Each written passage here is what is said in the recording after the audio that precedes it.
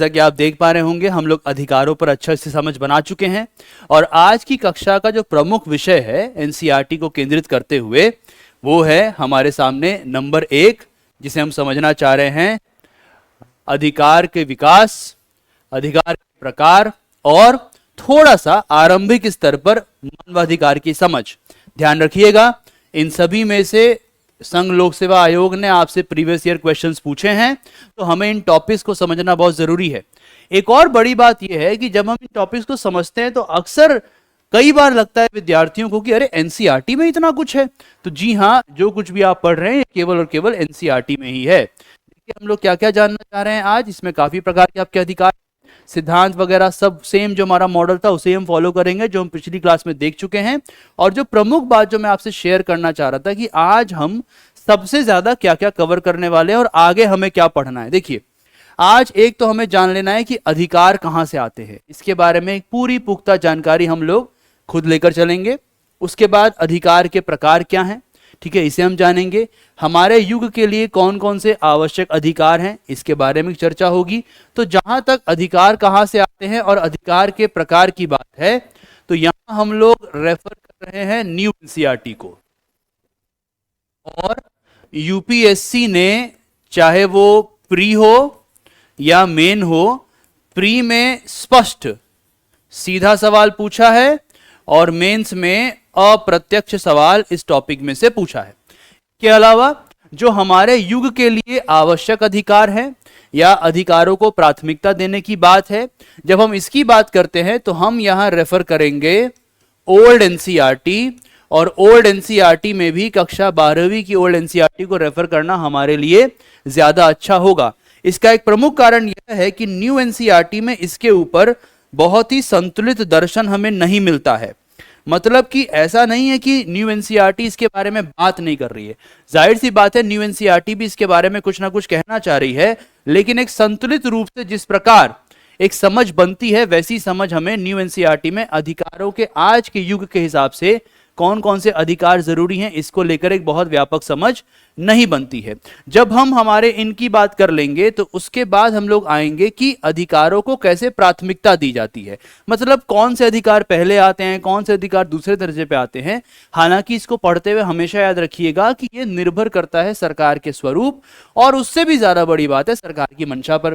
फिर अवज्ञा का अधिकार का एक विशेष मामला है कि क्या हम या हमें ऐसी सरकारों के आदेशों को मानना चाहिए जो तानाशाही हो, क्या हमें ऐसी सरकारों के आदेश को मानना चाहिए जो निरंकुश हो, जहां पर एक प्रकार की सत्ता का दुरुपयोग हो रहा हो, आदि बातें। इसके बारे में भी हमें ओल्ड एनसीईआरटी ज्ञान देती है। और जॉन लॉक जो बड़े ही कमाल के विचारक रहे हैं, जो उदारवाद के जनक के रूप में जाने जाते हैं, जॉन लॉक का नाम लेकर ओल्ड एनसीईआरटी में दर्शन मिलता है। इन्हें बहुत बड़ा दार्शनिक माना जाता है, यहां तक कि यूं समझ लीजिए कि जॉन लॉक के लेखन ने, अब अकादमिक जगत में मानना है और ये सिद्ध हो चुका है कि जॉन लॉक के लेखन ने संयुक्त राज्य अमेरिका के संविधान को भी प्रभावित किया था, साथ ही साथ इंग्लैंड में चल रहे क्रांतिकारी समूहों को भी प्रभावित किया था। और सबसे बड़ी बात यह है कि आज जिन अधिकारों को हम बड़ा आम मानते हैं, जैसे कि हमारे जीवन का अधिकार, हमारी स्वतंत्रता का अधिकार, हमारे प्राण का अधिकार, या इसी में प्राण में एक गरिमामय जीवन का अधिकार, या जब हम बोलते हैं संपत्ति ग्रहण करने का अधिकार, आजीविका का अधिकार, समानता का अधिकार, जिन्हें बड़ा ही आम आप मान लेते हैं, जॉन लॉक वो पहले चिंतक और लेखक हैं जिसके ऊपर दर्शन दे रहे हैं। तो एनसीईआरटी हमें इनके बारे में चाहती है कि हम समझें। इसके बाद यदि हमारे पास समय बचा तो हम अधिकार, कर्तव्य और जिम्मेदारियां इस पर बात करेंगे। जो बदलाव हुआ है सोच में और मानवाधिकार का विचार आया है उस पर चर्चा होगी, मानवाधिकार के पीछे की धारणाएं और मानवाधिकार के अन्य पहलू। अगर हो पाया तो आज ही, नहीं तो हम सोमवार की कक्षा में इसको कवर करेंगे। तो चलिए शुरू करते हैं। आइए सबसे पहले हम जानने का प्रयास करते हैं कि आखिर हमारे अधिकार आते कहां से हैं। तो देखिए, जिस प्रकार से एनसीईआरटी ने हमें यह ढांचा दिया है, तो हमारे सामने एनसीईआरटी सबसे पहले बात कर रही है 17वीं और 18वीं शताब्दी की, ठीक है, यानी कि 17th और 18th सेंचुरी जिसको बोला जाता है। जाहिर सी बात है अगर आप 17वीं शताब्दी की बात करें तो हम 1600 से लेकर आगे के समय की बात कर रहे हैं। 18वीं शताब्दी की बात करें तो हम जाहिर सी बात है 1700 से लेकर आगे के समय की हम बात कर रहे हैं। अब आप में से कई सारे लोगों के मन में ये होगा कि अरे इतनी पुरानी बातें, ये तो बाबा आजम के जमाने की बातें हैं। तो जी नहीं, मुझे यहाँ पे जब कभी भी मैं ये विषय को पढ़ाता हूँ छात्रों को, छात्राओं को, तो मैं हमेशा एक जिक्र करता हूँ एक किस्से का जो मेरे साथ हुआ था। देखिए, मैंने अपनी पढ़ाई जेएनयू से प्राप्त की और वहाँ एक बहुत कमाल की एक प्रोफेसर थी जब हमें पढ़ाती थी, वो रिटायर हो चुकी हैं। उनका नाम है प्रोफेसर गुरप्रीत महाजन। और प्रोफेसर गुरप्रीत महाजन दरअसल हमेशा ये बात कहा करती थी कि जब कभी भी आप राजनीतिक सिद्धांत, अधिकार, न्याय, समानता आदि की संकल्पनाओं या इनकी अवधारणाओं पर बातचीत करते हैं तो 17वीं और 18वीं शताब्दी को आप बड़ी पुरानी बात न माने, आप इसे ऐसे मान के चलें कि यह कल परसों की बात है। तो उन्होंने बोलते बोलते पढ़ाते हुए ना ऐसे ही बोला था, लाइक इट हैपेंड यस्टरडे। अंग्रेजी वहां पढ़ाया जाता है, अंग्रेजी का बोलवाला है। तो उन्होंने इसी प्रकार से कहा कि just like a few days back in the 17th and 18th century। हम लोग बोले कि मैम ये आप क्या कह रही हैं? तो उन्होंने कहा नहीं, ये बात सही है। मैं आपको भौगोलिक दृष्टिकोण से या खगोल शास्त्रियों के दृष्टिकोण से समय के बारे में नहीं बता रही हूँ, मैं आपको भौतिकी से भी नहीं बता रही हूँ, मैं आपको सीधा बता रही हूँ कि जब आप विचारों की दुनिया में आते हैं तो जो विचार अधिकारों को लेकर 17वीं और 18वीं शताब्दी में स्थापित हुए, जिन्होंने नींव जमाई, वही विचार आज भी जिंदा होकर कायम है। यानी हमारा आज का जो युग है, जब हम 21वीं शताब्दी की बात कर रहे हैं, तो अधिकारों के दृष्टिकोण से मूलभूत आधारों पर या आधारभूत दृष्टिकोण से ये बहुत ज्यादा नहीं बदला है। ये वैसा का वैसा ही है जैसा ये 17वीं और 18वीं शताब्दी में था, बल्कि इसका एक प्रकार से आगामी भविष्य में और ज्यादा बेहतर होने की संभावनाएं हैं। ये आगे बढ़ा है लेकिन उसका स्रोत वही है जो 17वीं और 18वीं शताब्दी में था। तो 17वीं और 18वीं शताब्दी के राजनीतिक सिद्धांतकार कहते हैं कि अधिकार हमें प्रकृति या ईश्वर द्वारा दिए गए हैं। बड़ी दिलचस्प बात है, एक तरफ नाम ले रहे हैं प्रकृति का, वहीं दूसरी तरफ नाम लिया जा रहा है ईश्वर का, कि अधिकार हमें किसने दिए हैं? या तो प्रकृति ने दिए हैं या ईश्वर ने दिए हैं। यानी कि ये दरअसल अधिकार प्रकृति द्वारा प्रदत्त है या ईश्वर द्वारा प्रदत्त है।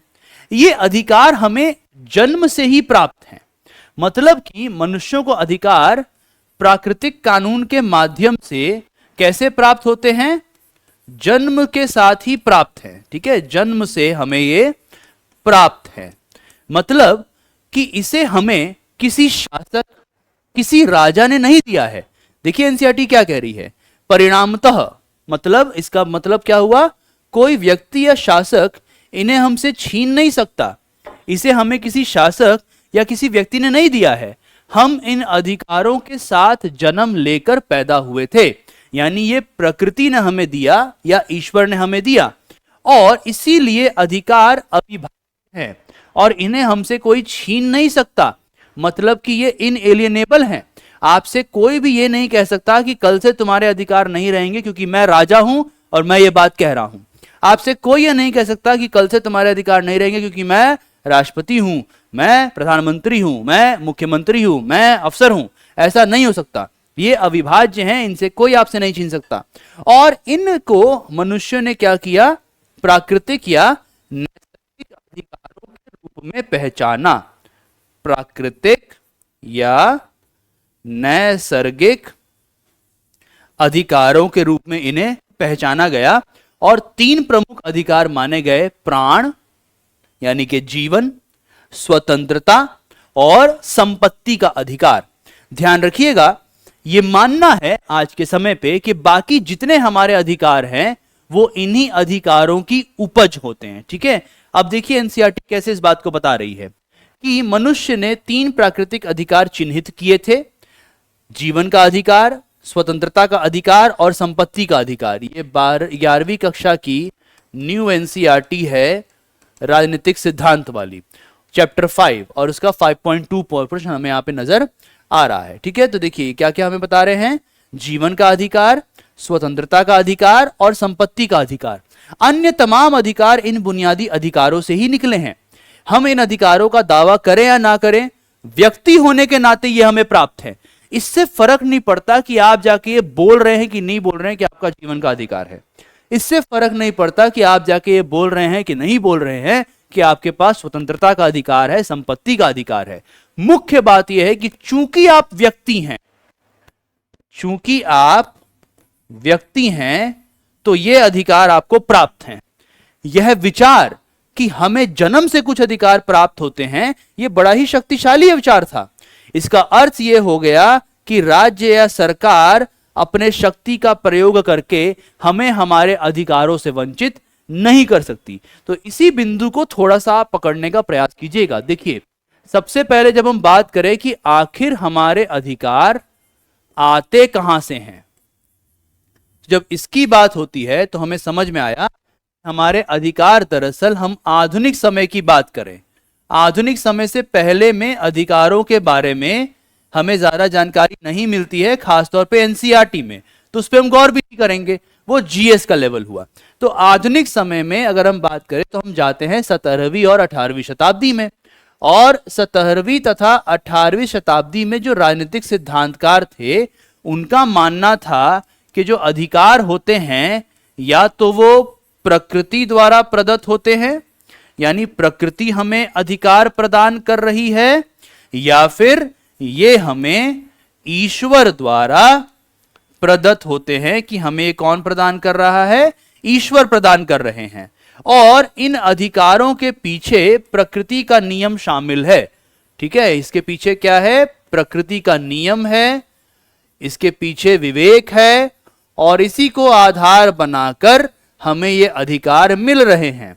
आगे चलकर सिद्धांतकारों ने इन्हें क्या बोला? इन्हें बोला गया या तो प्राकृतिक अधिकार या फिर इन्हें कहा जाता है नैसर्गिक अधिकार। और इस विचार का सूत्रीकरण, सबसे पहले इस विचार का सूत्रीकरण जिसने किया था, उनका नाम है जॉन लॉक। अब देखिए, इससे फर्क नहीं पड़ता कि आप ये उदारवाद के जनक भी जाने जाते हैं, तो ये एक अलग जानकारी भी रख लीजिए, ताकि कहीं मान लीजिए कुछ पूछ दिया तो आप हमारे से पढ़ रहे हैं तो आपकी जानकारी ज्यादा बेहतर होनी चाहिए। यही मेन बात है, सब आपको पता होना चाहिए। खैर, अब इससे फर्क नहीं पड़ता कि आप ईश्वर को मानते हैं कि नहीं मानते हैं। देखिए, आपकी ईश्वर में आस्था हो सकती है या आपकी ईश्वर में आस्था ना हो, ये आपका अपनी निजी जीवन का प्रश्न है। मुख्य बात यह है कि 17वीं और 18वीं शताब्दी में ईश्वर के साथ बहुत बड़ी धारणाएं शामिल थी। तो हम कुछ ऐसा बनाना चाह रहे थे उस जमाने में लोग, जो सरकार से भी परे हो, जो राज्य से भी परे हो, जो शासक से भी परे हो, जो किसी राजकुमार से परे हो। और उन्हें यह लगा कि अगर हम अधिकारों को ईश्वर प्रदत्त कर दें तो हमें साफ दिखेगा कि हाँ, ये नए प्रकार के अधिकार हैं। ये अपने समय की उपलब्धि थी। यानी हम दरअसल अतीत में एक ऐसे समय की बात कर रहे हैं जब नए परिवर्तन हो रहे हैं। आज आपको लगता है कि लोकतंत्र बड़ी साधारण बात है, आज आपको लगता होगा कि मूल अधिकार बड़ी साधारण बात है, लेकिन जहां आप इतिहास को खंगोलते हैं और उसे खोजने का प्रयास करते हैं कि पहली बार जब ये बातें की जा रही होंगी तो क्या इतना आसान रहा होगा किसी व्यक्ति का किसी बड़े राजा के सामने खड़े होकर बोलना कि राजा साहब, मैं आपकी बात नहीं मानता, मैं आपके इस मृत्यु दंड के आदेश को नहीं मानता। क्यों? क्योंकि मेरे पास प्रकृति ने मुझे एक प्राण का या जीवन का अधिकार दिया है। अगर आप इस बात की गंभीरता को समझ पा रहे होंगे तब आप समझेंगे कि कितनी बड़ी क्रांतिकारी और शक्तिशाली अवधारणा थी। अब जब होता है कि कौन कौन से 3 प्रमुख अधिकार होते हैं, तो देखिए, कायदे से 3 प्राकृतिक या नैसर्गिक अधिकार हैं। ठीक है, और इन प्राकृतिक या नैसर्गिक अधिकारों को 3 भाग में जब हम बांटते हैं तो हमारे सामने निकल के आता है सबसे पहला जीवन या प्राण का अधिकार। जब कभी भी मैं छात्र या छात्राओं को यह पढ़ा रहा होता हूं तो मैं हमेशा उनसे एक प्रश्न पूछता हूं, क्या आपने जीवन जीने के लिए किसी से परमिशन मांगा था? आप जब आप जन्म लिए, ऐसे समझिए, जब आपका जन्म हुआ है ना, वह कुआं कुआं करके जब आप पैदा हुए, तो जन्म के समय में ही आपके साथ आपके प्राण आए कि नहीं आए? बिल्कुल बातें आए थे। देखिए, मैं यहां पर कहीं से भी उन माताओं की मेहनत को नजरअंदाज नहीं कर रहा हूं जिन्होंने गर्भ में आपको भरपूर पोषण दिया होगा। मैं कहीं से भी उस परिवार की मेहनत को नजरअंदाज नहीं कर रहा हूं जिसने आपके गर्भ में जीवन और उसके बाद के जीवन के लिए भरपूर मेहनत किया, पैसा कमाया ताकि आप अच्छा जन्म ले सकें। लेकिन यहां एक बात सोचने वाली है कि क्या आपको प्राण किसी ने दिए या आप प्रकृति द्वारा प्राण लेकर पैदा हुए? और उत्तर क्या है? आप प्रकृति द्वारा प्राण लेकर पैदा हुए थे, यानी कोई भी आपको प्राण देता नहीं है, आप प्राण के साथ जन्म लेते हैं।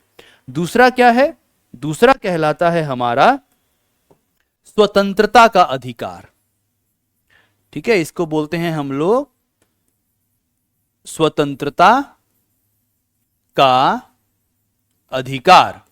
अब यहां पे भी जाहिर सी बात है, हमेशा मैं स्टूडेंट से पूछता हूं, ये बताइए कि जब आप जन्म लिए तो क्या आप बेड़ियों के साथ पैदा हुए थे? क्या आपके हाथ पैर बांधे गए थे? क्या आपने किसी से पूछा था कि मैं सांस लूं कि ना लूं? जी नहीं। आप जब पैदा हुए तो आप प्रकृति द्वारा स्वतंत्र आधारों पर पैदा हुए थे, आप स्वतंत्र जन्म लिए थे। ये हो सकता है, देखिए मैं ये नहीं कह रहा कि ये संभव नहीं, ये हो सकता है कि सामाजिक संरचना ऐसी हो जिसने आपको कमजोर परिवेश में जन्म दिया हो सकता है आप किसी गरीब घर में पैदा हुए हो सकता है कि आप एक ऐसे परिवार में पैदा हुए हो कि किसी जातिवादी आदमी के सामने आप सवर्ण नहीं हैं। लेकिन क्या ये प्राकृतिक है या ये अंतर सामाजिक है? ये भेद सामाजिक हैं। तो उत्तर क्या है कि ये भेद सामाजिक हैं। इस रूप से हमें समझने का प्रयास करना है। इतना नहीं, जो तीसरा अधिकार उन्होंने बोला वो है संपत्ति का अधिकार। ठीक है, इसे हम क्या बोलते हैं? संपत्ति का अधिकार। अब देखिए, जो संपत्ति का अधिकार है ना, हमेशा याद रखिएगा यहां पे संपत्ति शब्द का एक विशेष विचार है। जो कुछ भी आप अपने श्रम द्वारा प्रकृति से धारण करते हैं, ठीक है, ये है इसका विचार। जो कुछ भी आप अपने श्रम द्वारा, अपनी मेहनत द्वारा प्रकृति से धारण करते हैं वो आपकी संपत्ति बन जाता है। देखिए बड़ा सिंपल है, इसको सबसे सिंपल उदाहरण देता हूं। जब आप जन्म लिए तो आपने सांस लिया होगा। जब आपने सांस लेने की प्रक्रिया को शुरू किया तो सबसे पहले आपने, जब आपके लंग्स फूले होंगे तो आपने अपने अंदर क्या लिया? कौन सी हवा अंदर गई? तो आप सब जानते हैं उसे हम ऑक्सीजन कहते हैं, है ना। और ऑक्सीजन क्या कहलाती है? प्राणवायु। जब प्राणवायु आपके अंदर गई, ऑक्सीजन आपके अंदर गया, तो उसके बाद क्या हुआ? आपके शरीर में उसी ऑक्सीजन को, उसी प्राणवायु को ऊर्जा में परिवर्तित किया गया। तो जितना प्राणवायु आपने श्रम करके, आपके लंग्स फूल रहे हैं, आप मेहनत कर रहा है आपका शरीर, छोटा सा बच्चा कितनी मेहनत करता है कि वो सांस ले सके, मेहनत करके आपने जो उस ऑक्सीजन को प्रकृति से इनहेल किया, अपने अंदर श्वास के माध्यम से ले गए, वो आपकी संपत्ति बन गई।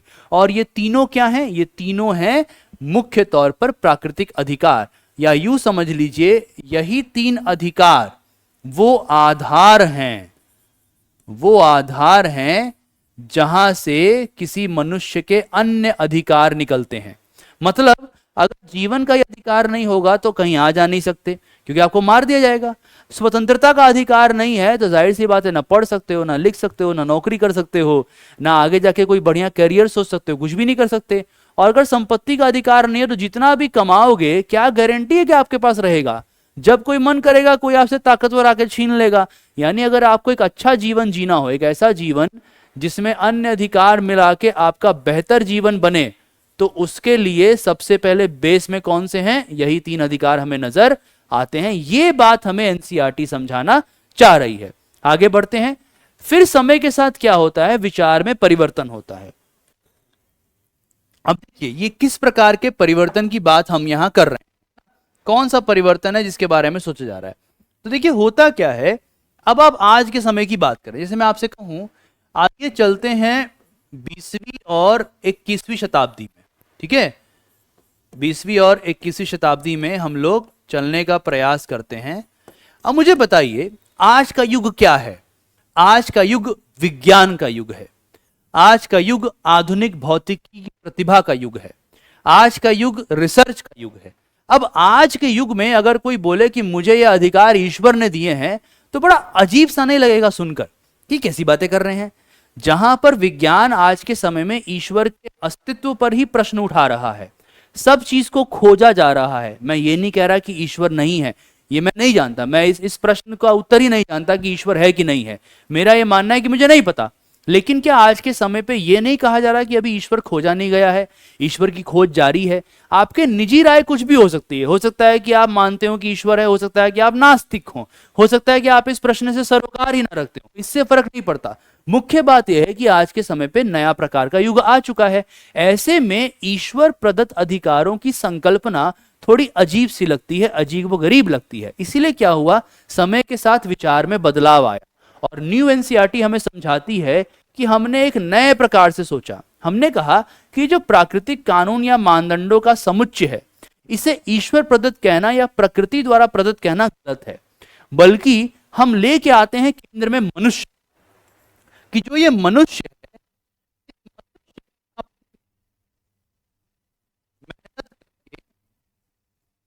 समय के साथ मेहनत करके, समय के साथ अपने आप अपने जीवन को एक न्यूनतम बेहतर जीवन बनाने के लिए इन अधिकारों को उत्पन्न किया है। यानी जितने हमारे अधिकार हैं, जिसे हम आज के समय पे प्राकृतिक अधिकार, विधिक अधिकार सब बोलते हैं, इसे क्या किया है, मनुष्य ने अपने लिए एक न्यूनतम बेहतर जीवन स्थापित करने के लिए बनाया है। यानी ये ईश्वर प्रदत्त अब नहीं है, ये मनुष्य द्वारा लिए गए हैं। और इन्हीं अधिकारों को, इन्हीं नैसर्गिक अधिकारों को आज क्या बोला जाता है, मानवाधिकार बोला जाता है। इस बात को हमेशा ध्यान रखिएगा।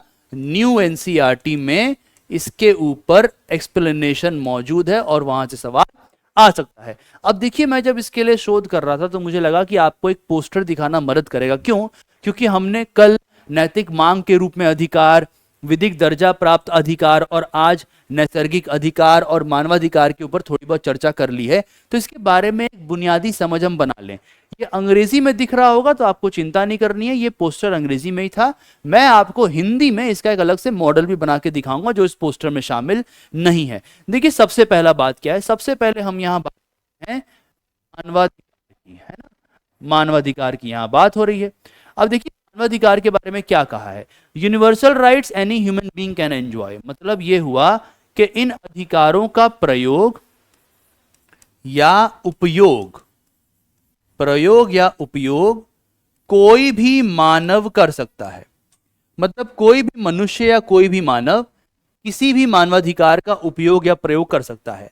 अर्थ क्या हुआ, इससे फर्क नहीं पड़ता कि आप विश्व के किस भाग में जन्म लिए हैं, इससे फर्क नहीं पड़ता कि आप समाज में किस वर्ग में जन्म लिए हैं, इससे फर्क नहीं पड़ता कि आप समाज की किस जाति से आते हैं, इससे फर्क नहीं पड़ता कि आपकी नस्ल क्या है, इससे भी फर्क नहीं पड़ता कि आपका लिंग बोध क्या है, इससे फर्क नहीं पड़ता कि आप दिव्यांगजन हैं या नहीं हैं, इससे फर्क नहीं पड़ता कि आपका कद छोटा है या बड़ा है, इससे भी फर्क नहीं पड़ता कि आप कितने पढ़े लिखे हैं।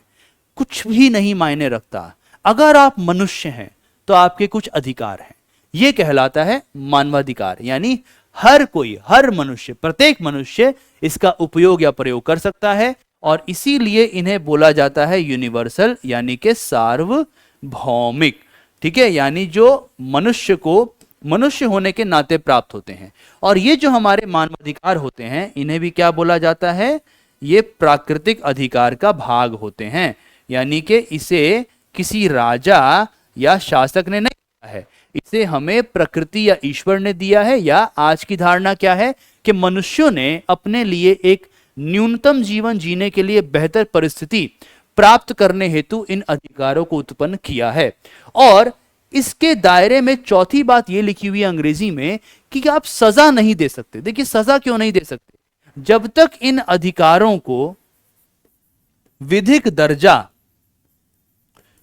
दर्जा नहीं मिल जाता तब तक सजा नहीं होती है। ठीक है, विधिक दर्जा मिलेगा तो सजा होगी, विधिक दर्जा नहीं मिल रहा है तो सजा नहीं होगी। यह है मानवाधिकार। दूसरा जो हमारे पास इस पोस्टर में है वो है विधिक अधिकार या कानूनी अधिकार। देखिए, ये क्या है, वो अधिकार जो किसी नैतिक या एथिकल, सार्वभौमिक किसी कानून के माध्यम से जिनको मान्यता मिल जाए। मुख्य बात क्या है कि यहां पर कानूनी मान्यता होती है। ठीक है, कानून इसको मान्यता दे रहा है। दूसरी बात यह है कि समाज, जगह आदि के अंतर्गत इसमें भिन्नता होती है। जैसे मान लीजिए अगर अमेरिका में नस्ल भेद विरोधी कानून होगा तो वो अमेरिकी समाज की एक विशेषता है। अगर दक्षिण अफ्रीका में नस्ल भेद विरोधी कानून होगा तो वो दक्षिण अफ्रीकी समाज की विशेषता है। भारत में यदि छुआछूत विरोधी कानून है तो वो भारतीय समाज की विशेषता है। यानी कि जो लीगल या कानूनी अधिकार होते हैं इनके पास भिन्नता होती है। ये कुछ समाज की विशिष्ट परिस्थितियों से उत्पन्न होते हैं। इन्हें सरकार देती है, यानी कि ये ईश्वर द्वारा नहीं दिए जा रहे, ये प्रकृति द्वारा नहीं दिए जा रहे, इन्हें मनुष्य ने खुद नहीं बनाया है। इन्हें कौन दे रहा है? सरकार दे रही है। और अगर आप इन अधिकारों का उल्लंघन करते हैं तो आपको क्या होगा? आपके ऊपर दंड भी अधिरोपित किया जाएगा, दंड आपको दिया जाएगा। अब यहां पे एक बात हमेशा याद रखिएगा, इन दोनों में संबंध भी है। दरअसल अगर हम कह रहे हैं कि अस्पृश्यता का उन्मूलन होना चाहिए, छुआछूत की प्रथा खत्म होनी चाहिए, तो आप बोलेंगे सर ये तो विधिक अधिकार हो गया। सही बात है, लेकिन छुआछूत की प्रथा क्यों खत्म होनी चाहिए? ताकि प्रत्येक मनुष्य के साथ गरिमा के साथ व्यवहार किया जा सके। विचार ये है, और गरिमा के साथ प्रत्येक मनुष्य के साथ व्यवहार हो, ये एक मानवाधिकार है, ये एक प्राकृतिक अधिकार है। यानी कि विधिक अधिकारों का आधार भी कहां से आता है? तो विचारात्मक रूप से नैसर्गिक या मानवाधिकारों से आता है। तो इनके बीच में संबंध भी है। तीसरा है नैतिक अधिकार। देखिए इसका मतलब क्या है कि आम तौर पर नागरिकों को कुछ विशेष लाभ देने के लिए, नागरिकों को कुछ विशेष लाभ देने के लिए नैतिक अधिकारों को डेवलप किया जाता है, विकसित किया जाता है सरकार द्वारा। ये भी सार्वभौमिक होते हैं, मतलब ये भी आपको प्रत्येक समाज में प्रत्येक वर्ग के लिए मिलेंगे। इनका भी प्राकृतिक अधिकारों से सीधा संबंध है, इसीलिए नैतिक हैं, प्राकृतिक अधिकारों से संबंध है। और जैसे हमने यहां पढ़ा, जब तक विधिक दर्जा या कानूनी दर्जा नहीं मिल जाता तब तक दंडित नहीं किया जा सकता है। ठीक है, यानी इसको थोड़ा सा ऐसे पकड़ लीजिए। देखिए अब हम लोगों ने क्या समझ लिया, अगर मैं लिखूं यहां पर अधिकार, तो हमें एनसीईआरटी अब ये बता चुकी है कि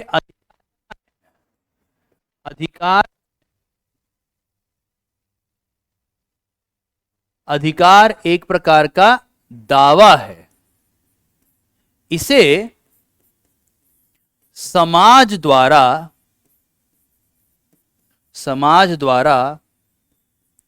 मान्यता प्राप्त होता है। ठीक है, समाज क्यों इसको मान्यता देता है? क्योंकि समाज का मानना है कि इन अधिकारों को मान्यता देकर सामाजिक भलाई की जाती है। और ये क्यों माने जाते हैं?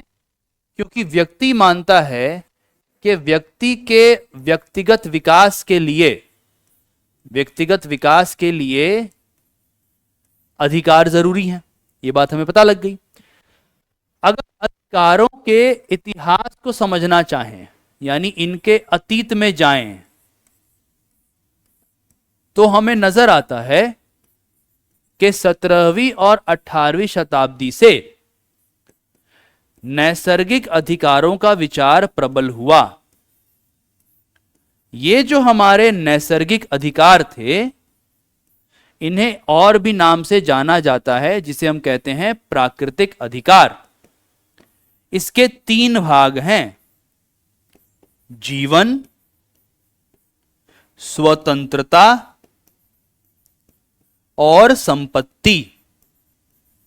ठीक है, ये बात हमें समझ में आई। जीवन, स्वतंत्रता और संपत्ति, ये विचार बहुत अच्छा था, लेकिन अतीत के साथ जैसे जैसे विकास हुआ, और ये विकास होते हुए जैसे हम पहुंचते हैं 19वीं, 20वीं और 21वीं शताब्दी में, तो ये अधिकार बन जाते हैं हमारे मानवाधिकार।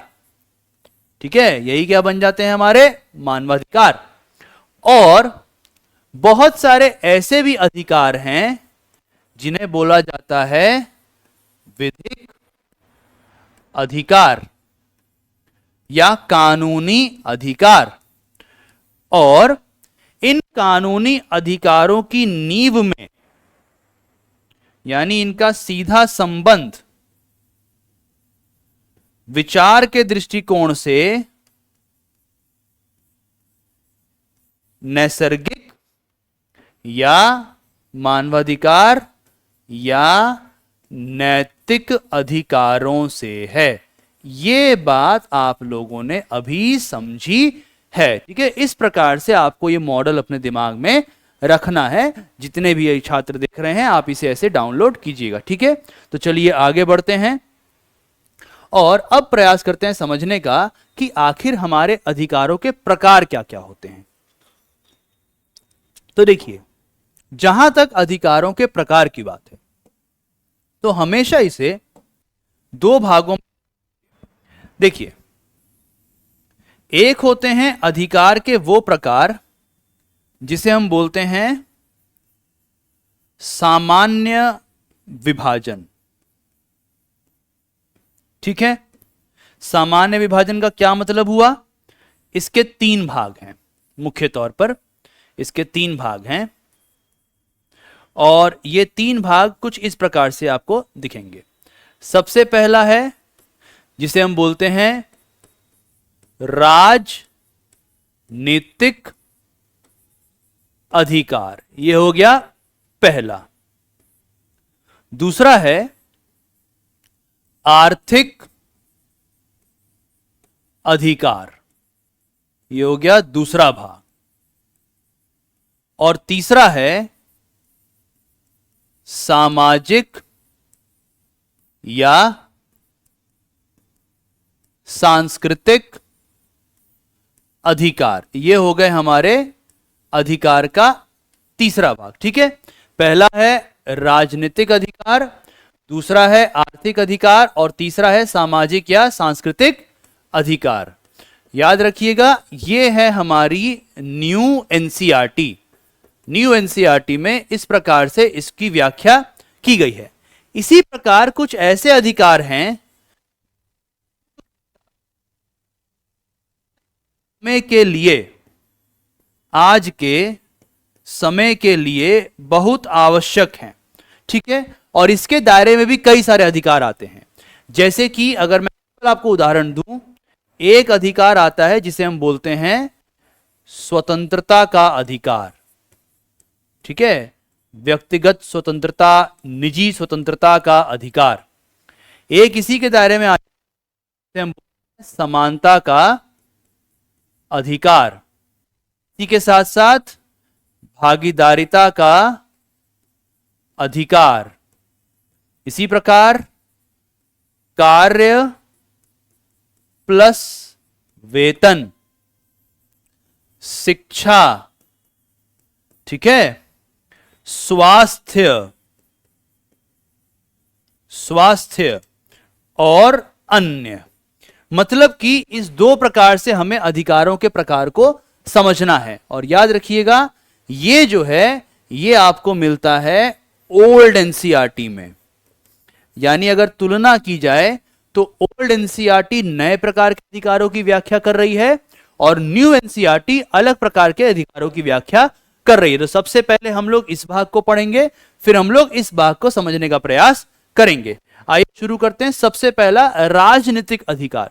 देखिए हमें एनसीईआरटी समझाती कैसे, हमने उसी प्रकार से स्टार्ट करते हैं। देखिए एनसीईआरटी में चैप्टर 5 इसका जो 5वां भाग है वहां इसको लिखा गया है। पहला वाक्य है कि अधिकतर लोकतांत्रिक व्यवस्थाएं राजनीतिक अधिकारों का घोषणा पत्र बनाने से अपनी शुरुआत करती हैं। अधिकारों का घोषणा पत्र का मतलब हुआ अधिकारों का मुखपत्र, ठीक है। इसे हम बोलते हैं अधिकारों का मुखपत्र। और अधिकारों के मुखपत्र का मतलब हुआ, जैसे मान लीजिए भारतीय संविधान में मौजूद मूल अधिकार या अमेरिका के संविधान में मौजूद मूल अधिकारों की अवधारणा, ठीक है। मूल अधिकार आमतौर पे हम इसे समझ सकते हैं। राजनीतिक अधिकार नागरिकों को कानून के समक्ष बराबरी तथा राजनीतिक प्रक्रिया में भागीदारी का हक देते हैं। यानी दो इसके भाग निकल के आ रहे हैं। देखिए अधिकार लोकतंत्र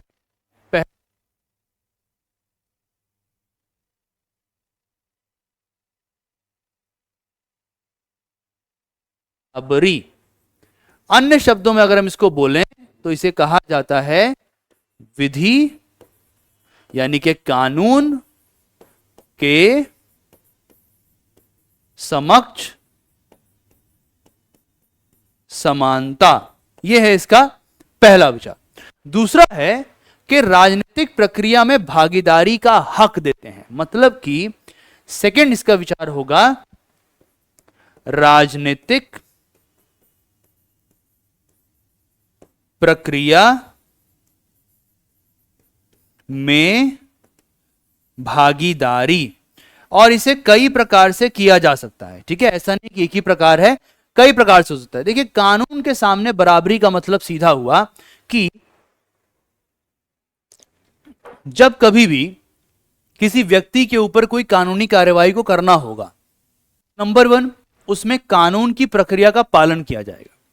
दूसरा, जब किसी व्यक्ति पर कोई कानूनी कार्यवाही की जा रही है तो उसमें भी जिस प्रकार से कानून में प्रक्रियाओं को लिखा गया है उसे बिना किसी धार्मिक, राजनीतिक, आर्थिक, जातीय, नस्लीय, निर्जातीय या लिंगबोध आदि के आधारों पर बिना किसी प्रकार का भेदभाव किए हुए समान रूप से लागू किया जाएगा। इस प्रकार की बात यहां हो रही है।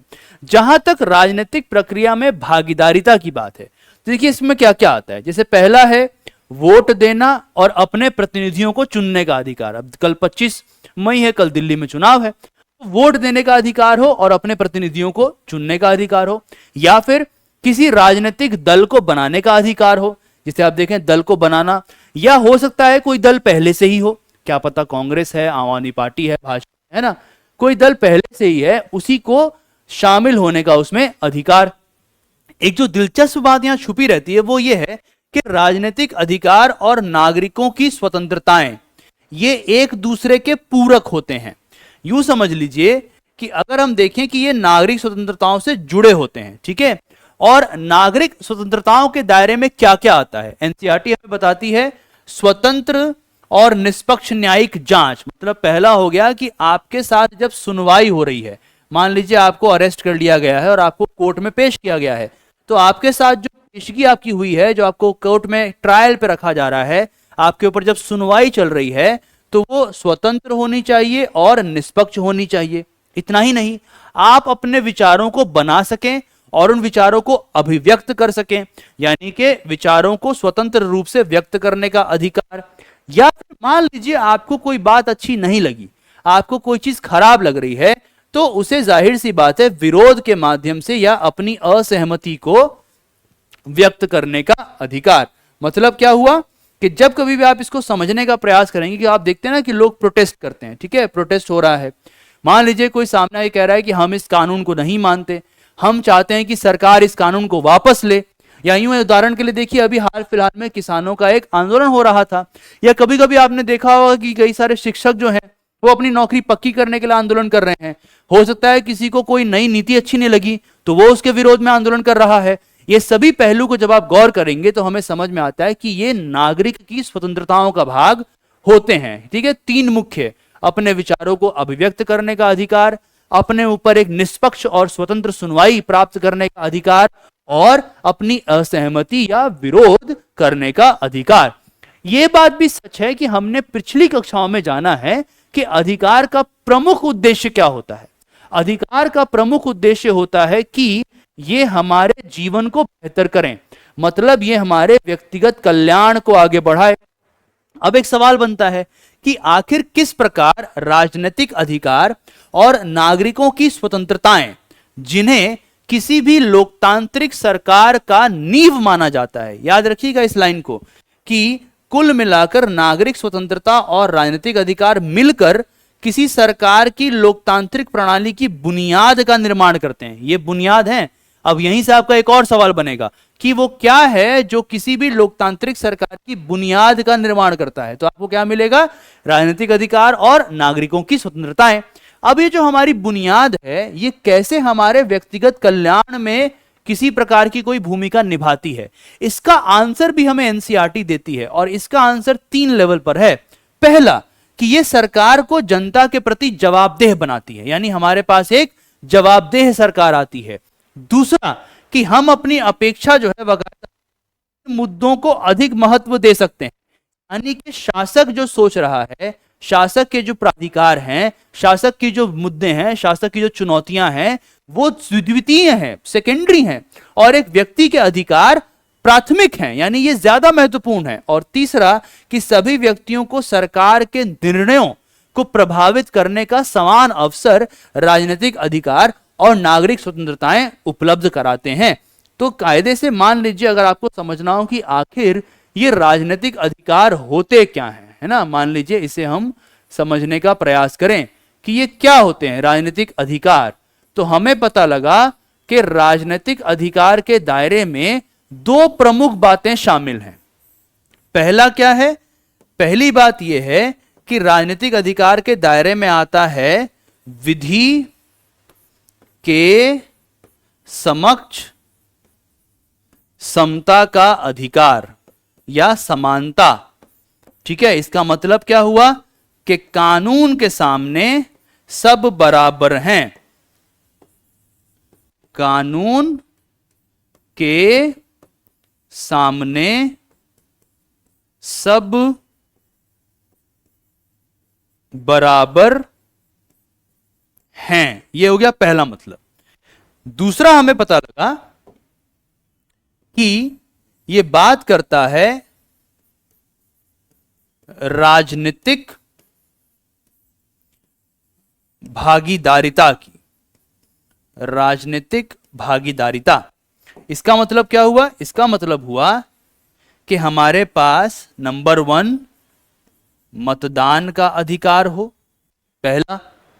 नंबर 2 हमारे पास किसी राजनीतिक दल का निर्माण करने का अधिकार हो, और नंबर 3 किसी राजनीतिक दल में शामिल होने का अधिकार हो।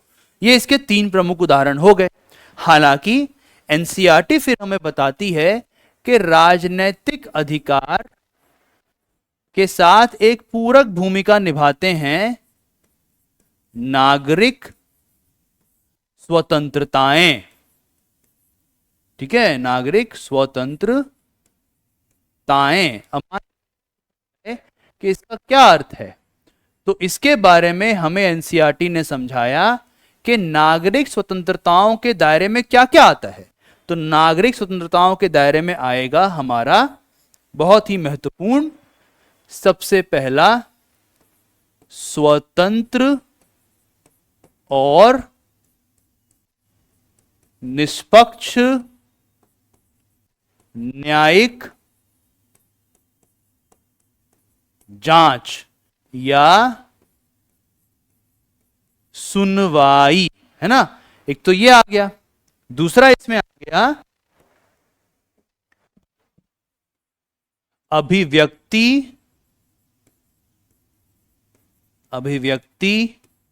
और या भाषण की स्वतंत्रता, कि हम कुछ बोल सकें। और तीसरा एनसीईआरटी ने हमें बताया कि इसके दायरे में आ जाएगा अपनी असहमति का विरोध व्यक्त करने का अधिकार। फिर एनसीईआरटी ने हमें एक और फैक्ट दे दिया है कि अगर आप राजनीतिक अधिकार और नागरिक स्वतंत्रताओं को जोड़ दें तो ये लोकतांत्रिक व्यवस्था की बुनियाद हैं। यहीं से लोकतांत्रिक व्यवस्था निकलती है, ये उसकी बुनियाद हैं। और फिर अगर पूछा जाए कि अधिकार जो होते हैं, यानी कि अधिकार अगर यहां पे लिख दिया जाए, अधिकार दरअसल होते हैं व्यक्तिगत कल्याण के लिए, व्यक्तिगत कल्याण के लिए। तो हमारे ये राजनीतिक अधिकार और नागरिक स्वतंत्रताएं, ये दोनों, ये कैसे किसी व्यक्ति का व्यक्तिगत कल्याण करते हैं? तो इसके बारे में हमें उत्तर मिला कि यह 3 तरीकों से होता है। नंबर 1, ये शासन या सत्ता को जवाबदेह बनाते हैं। यही हम लोगों ने पढ़ा ना अभी। नंबर 1, शासन सत्ता को जवाबदेह बनाते हैं। दूसरा कि ये व्यक्ति के अधिकारों को, व्यक्ति के अधिकार या उसके मुद्दों को प्राथमिकता देते हैं, इसे प्राथमिक बनाते हैं, सरकार आदि मुद्दों से प्राथमिक। और तीसरा, ये शासन और उसमें भी निर्णय निर्माण की प्रक्रिया में भागीदारिता को सुनिश्चित करते हैं। ये आप समझ लीजिए कि राजनीतिक अधिकार के संबंध में इतने सारे प्रश्न जो हैं आपसे पूछे जा सकते हैं। इस प्रकार हमें पहली समझ मिलती है कि जो हमारे सबसे पहले अधिकार हैं, जिन्हें हम राजनीतिक अधिकार कहते हैं, आखिर वो इतने आवश्यक क्यों है, उनका क्या महत्व है। इसके बाद अगर हम आगे बढ़े तो हमारे पास दूसरे लेवल का जो अधिकार आता है उसे कहा जाता है आर्थिक अधिकार। देखिए आर्थिक अधिकार क्या है।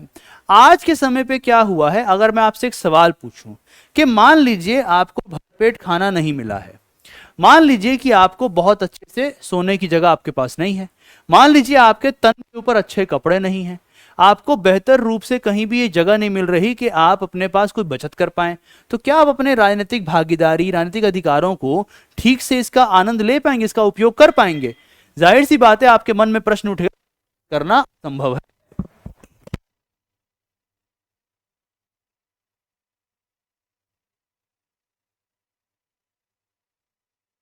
इसलिए भी सोच सकते हैं क्योंकि आपको लगेगा कि अगर मेरे पास ये अधिकार है ही नहीं, अगर मेरे पास आर्थिक अधिकार है ही नहीं, मेरे पास आर्थिक जरूरतें पूरी नहीं हो रही, तो मैं कहां से काम करूंगा। देखिए है क्या, जब आप किसी भी व्यक्ति के बारे में सोचते हैं ना, तो उस व्यक्ति की कुछ मूलभूत आवश्यकताएं होती हैं। इन आवश्यकता के अनुसार उसको काम करना होता है। यूं समझ लीजिए उसकी कुछ मूलभूत, कुछ बड़ी ही महत्वपूर्ण जरूरतें हैं। वो जरूरतें किस प्रकार की हैं, वो बुनियादी जरूरतें किस प्रकार की हैं? जैसे देखिए, एक हो गया भोजन, है ना, भोजन की जरूरत है। एक हो गया आश्रय, कि कहीं पर वो आराम कर सके। एक छोटा सा घर तो सबके पास होना चाहिए ना। अच्छा लगेगा कि देश के लोग सड़क पे सो रहे हैं, अच्छा लगता है कि लोग मजबूर हैं साथ में जो फुटपाथ है उस पर सोने के लिए, अच्छा लगता है कि लोग रैन बसेरे में रहने को मजबूर हैं, बिल्कुल अच्छा नहीं लगता है। वस्त्र हो, क्या व्यक्ति को नग रखना अच्छी बात है? क्या इतनी गरीबी होनी चाहिए कि लोगों के पास कपड़े नहीं हैं? बिल्कुल सही बात, बिल्कुल गलत है। स्वास्थ्य, अच्छा लगता है कि कुछ लोग जो हैं बड़े आराम से फिट रहते हैं और बहुत सारे लोग जो हैं कमजोर हैं, बहुत सारे लोग जो हैं उनके पास ठीक ठाक, उनके शरीर में इतनी जरूरतें पूरी नहीं हुई कि शरीर एकदम विकृत हो चुका है। छोटे छोटे बच्चे हैं जिनको बीमारियां घेर ले रही हैं और इलाज कराने के लिए अच्छी जगह नहीं है उनके पास, ना इतने पैसे हैं कि प्राइवेट जा सकें, और सरकारी में अपना दाखिला वो नहीं लगा पाते। या फिर ये जो बुनियादी जरूरतें हैं जब तक पूरी ना हो, अगर किसी के व्यक्ति के जीवन में ये समस्याएं आ रखी हों, उसके पास भोजन प्राप्त ना हो, आश्रय ना हो, उसके पास वस्त्र ना हो, उसके पास स्वास्थ्य की चीजें ना हो, शिक्षा भी आप इसमें जोड़ सकते हैं। अगर किसी व्यक्ति के जीवन में ये सभी प्रकार के संकट बरकरार रखते हैं, तो मुझे बताइए क्या वो अपने राजनीतिक अधिकारों का उपयोग कर पाएगा? और आपके मन में एक प्रश्न यहां पर आ गया होगा कि वाकई बहुत जटिल प्रश्न है कि अगर हमारी ये बुनियादी जरूरतें पूरी न हो तो क्या हम अपने राजनीतिक अधिकारों का उपयोग कर भी पाएंगे?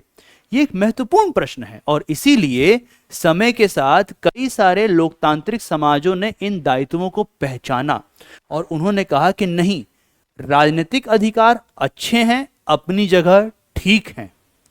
अब वक्त आ चुका है कि इन अधिकारों के साथ साथ आर्थिक अधिकारों को भी पूरा किया जाए और इसीलिए आप लोगों ने देखा कि अब राज्य क्या कर रहा है, अलग अलग प्रकार के नियम लेके आता है। जैसे राज्य अपने राज्य क्षेत्र में आवास और चिकित्सा की सुविधा, ठीक है, आवास और चिकित्सा की सुविधा उपलब्ध करा रहा है।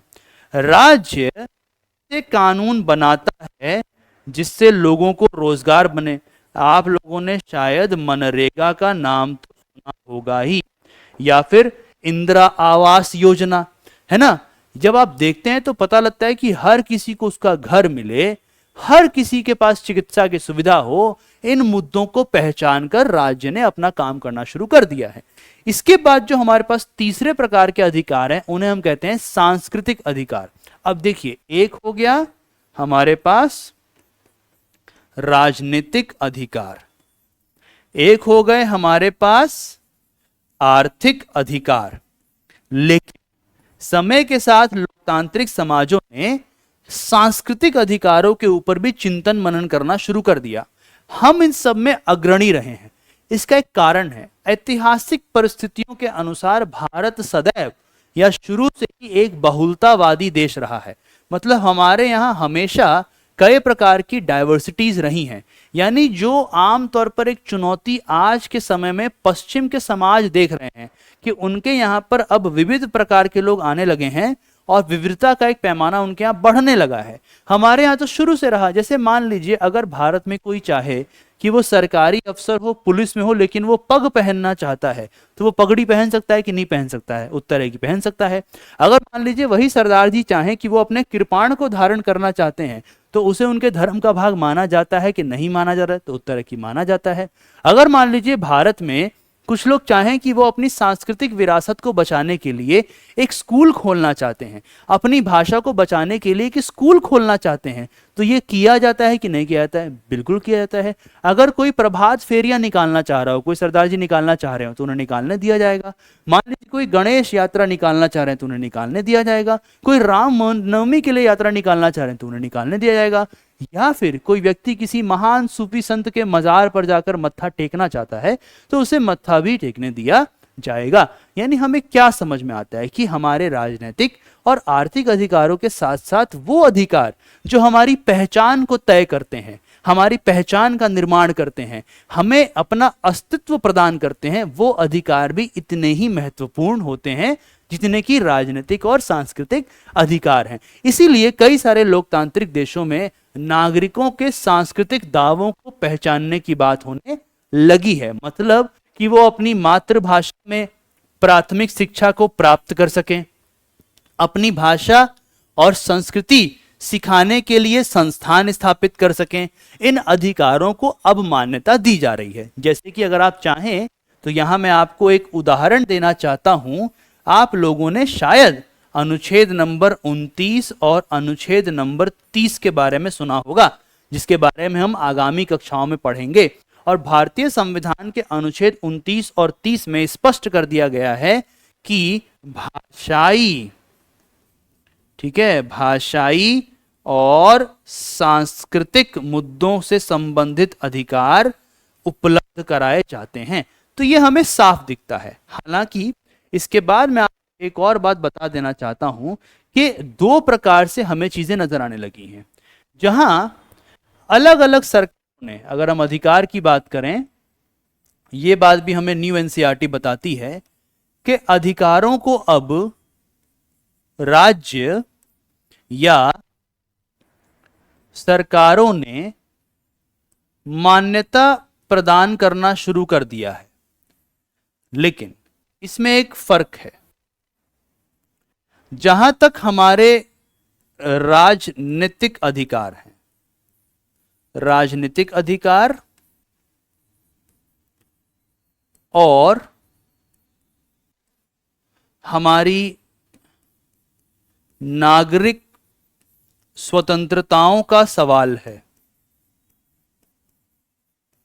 जहां तक इसकी बात है, तो यहां हमें यह समझ में आ रहा है कि अब राज्य क्या कर रहे हैं, इन्हें बुनियादी या आधारभूत मांग के रूप में स्वीकृत कर रहे हैं। ठीक है, ये हो रहा है। दूसरा, जहां तक हमारे आर्थिक और सांस्कृतिक अधिकारों की बात है, तो इन अधिकारों को एक वैध, उचित मांग के रूप में देखा जा रहा है।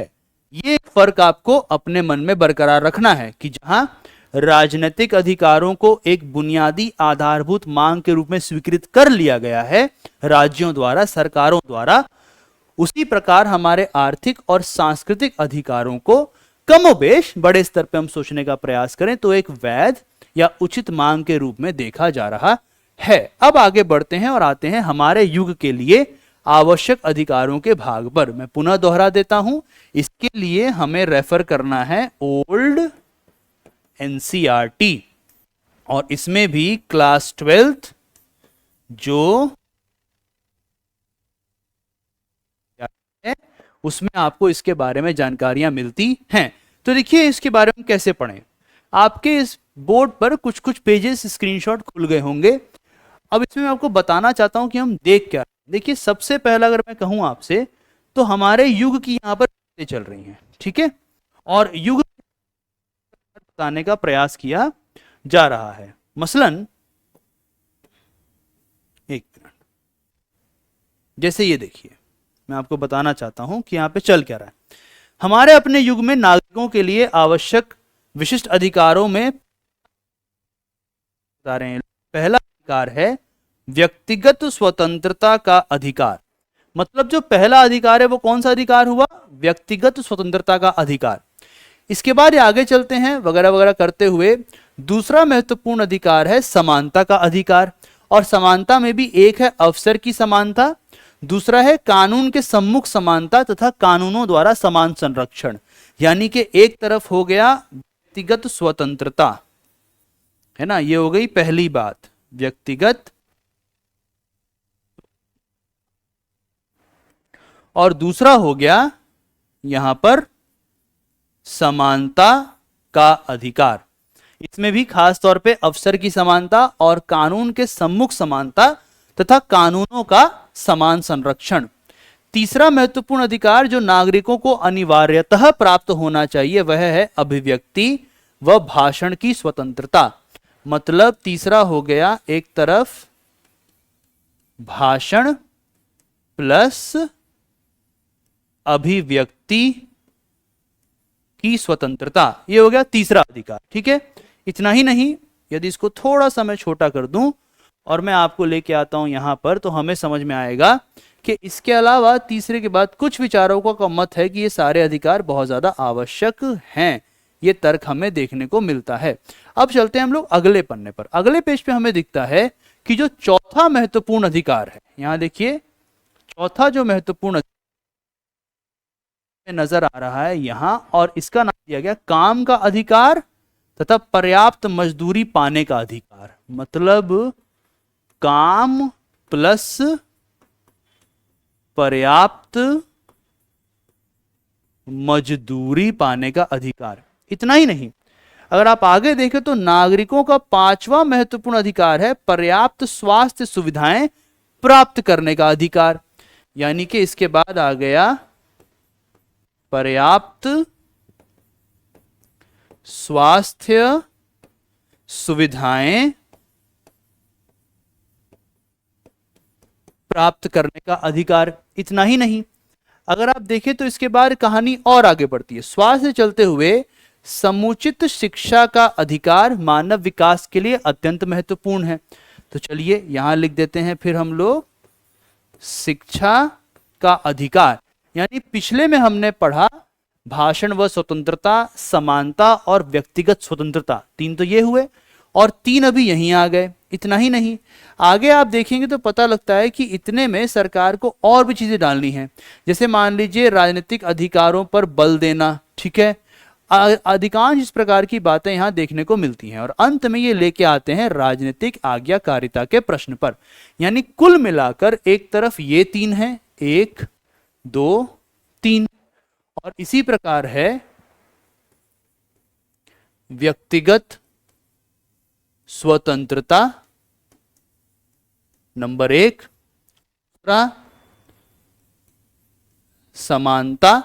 समानता में भी 2 पहलू हैं। नंबर 1 है अवसर के बारे में, नंबर 2 है कानून से संबंधित, और फिर है भाषण और वाक की स्वतंत्रता। मतलब ओल्ड एनसीईआरटी आज के युग के अधिकारों के रूप में कम से कम इन 6 को तो अलग से आपको बताने का प्रयास कर रही है। तो आइए इसको समझने का प्रयास करते हैं। पहला है व्यक्तिगत स्वतंत्रता का अधिकार। देखिए ये होता क्या है। व्यक्तिगत स्वतंत्रता का अधिकार में दरअसल कानून की शासन की अवधारणा से संबंधित एक विचार शामिल है, या यूं मान लीजिए कि यह अपने आप में कानून के शासन की अवधारणा में सन्निहित है, मतलब उसमें शामिल है, उसी का भाग है। अब कानून के शासन की अवधारणा अपने आप में एक अलग विषय बनता है, लेकिन चूंकि इसका वर्णन एनसीईआरटी में हुआ है तो हमें इसे समझने का प्रयास करना है। अब इसके ऊपर हम लोग आएंगे। अब अगर आप देखें तो इसमें भारत का एक उदाहरण दिया है। मैं आपको इसके ऊपर की एक और सतही जानकारी दे देता हूं कि भारतीय संविधान का अनुच्छेद नंबर 21 ये इससे सरोकार रखता है। ठीक है, उसका मतलब है प्राण एवं दैहिक स्वतंत्रता। देखिए प्रश्न उठता है कि आखिर मेरे व्यक्तिगत स्वतंत्रता के दायरे में क्या क्या आता है ना, मतलब इसको हम कैसे समझें। मान लीजिए मैं आपसे कहूं कि शब्द लिखा हुआ है पहला व्यक्तिगत स्वतंत्रता का अधिकार, मान लीजिए यह शब्द लिखा हुआ है। तो एक प्रश्न बनता है कि व्यक्तिगत स्वतंत्रता के दायरे में इसका अर्थ क्या होता है। तो आप इसे कमोबेश ऐसे समझने का प्रयास करें। मान लीजिए हम लोग विचरण कर रहे हैं, कहीं आ जा रहे हैं, तो वो आपके व्यक्तिगत स्वतंत्रता के दायरे में आता है। आप किस प्रकार की पोशाक पहनना चाहते हैं, आप किस प्रकार का खान पान करना चाहते हैं, आप कहां जाना चाहते हैं, आप क्या पढ़ना चाहते हैं, आप किस प्रकार का काम करना चाहते हैं, ये सारे के सारे चीजें आपके व्यक्तिगत स्वतंत्रता के दायरे में आते हैं।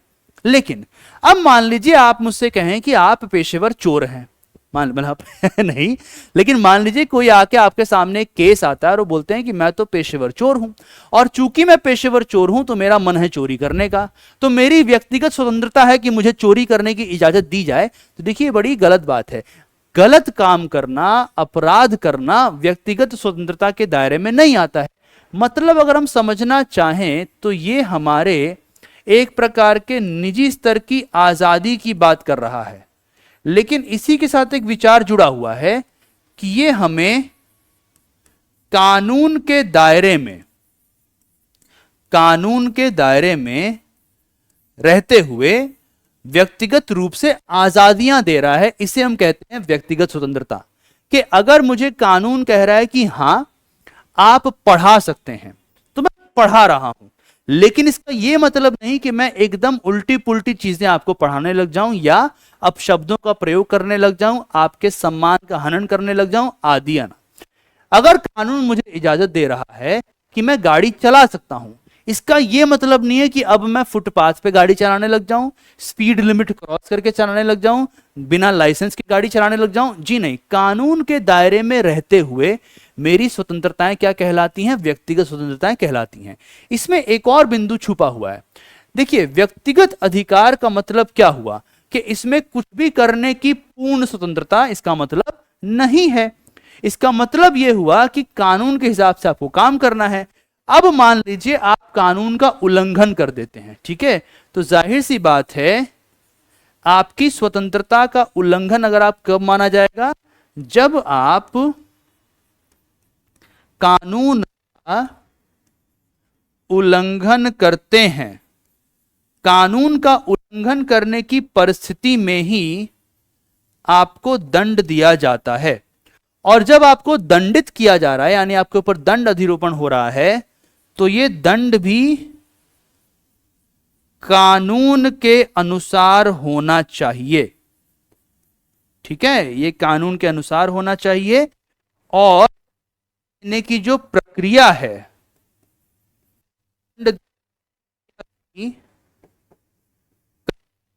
के अनुसार होनी से कि भारतीय संविधान के अनुच्छेद 21 में लिखा हुआ है कि कानून द्वारा स्थापित प्रक्रिया के अलावा किसी को भी उसकी व्यक्तिगत स्वतंत्रता से वंचित नहीं किया जाएगा।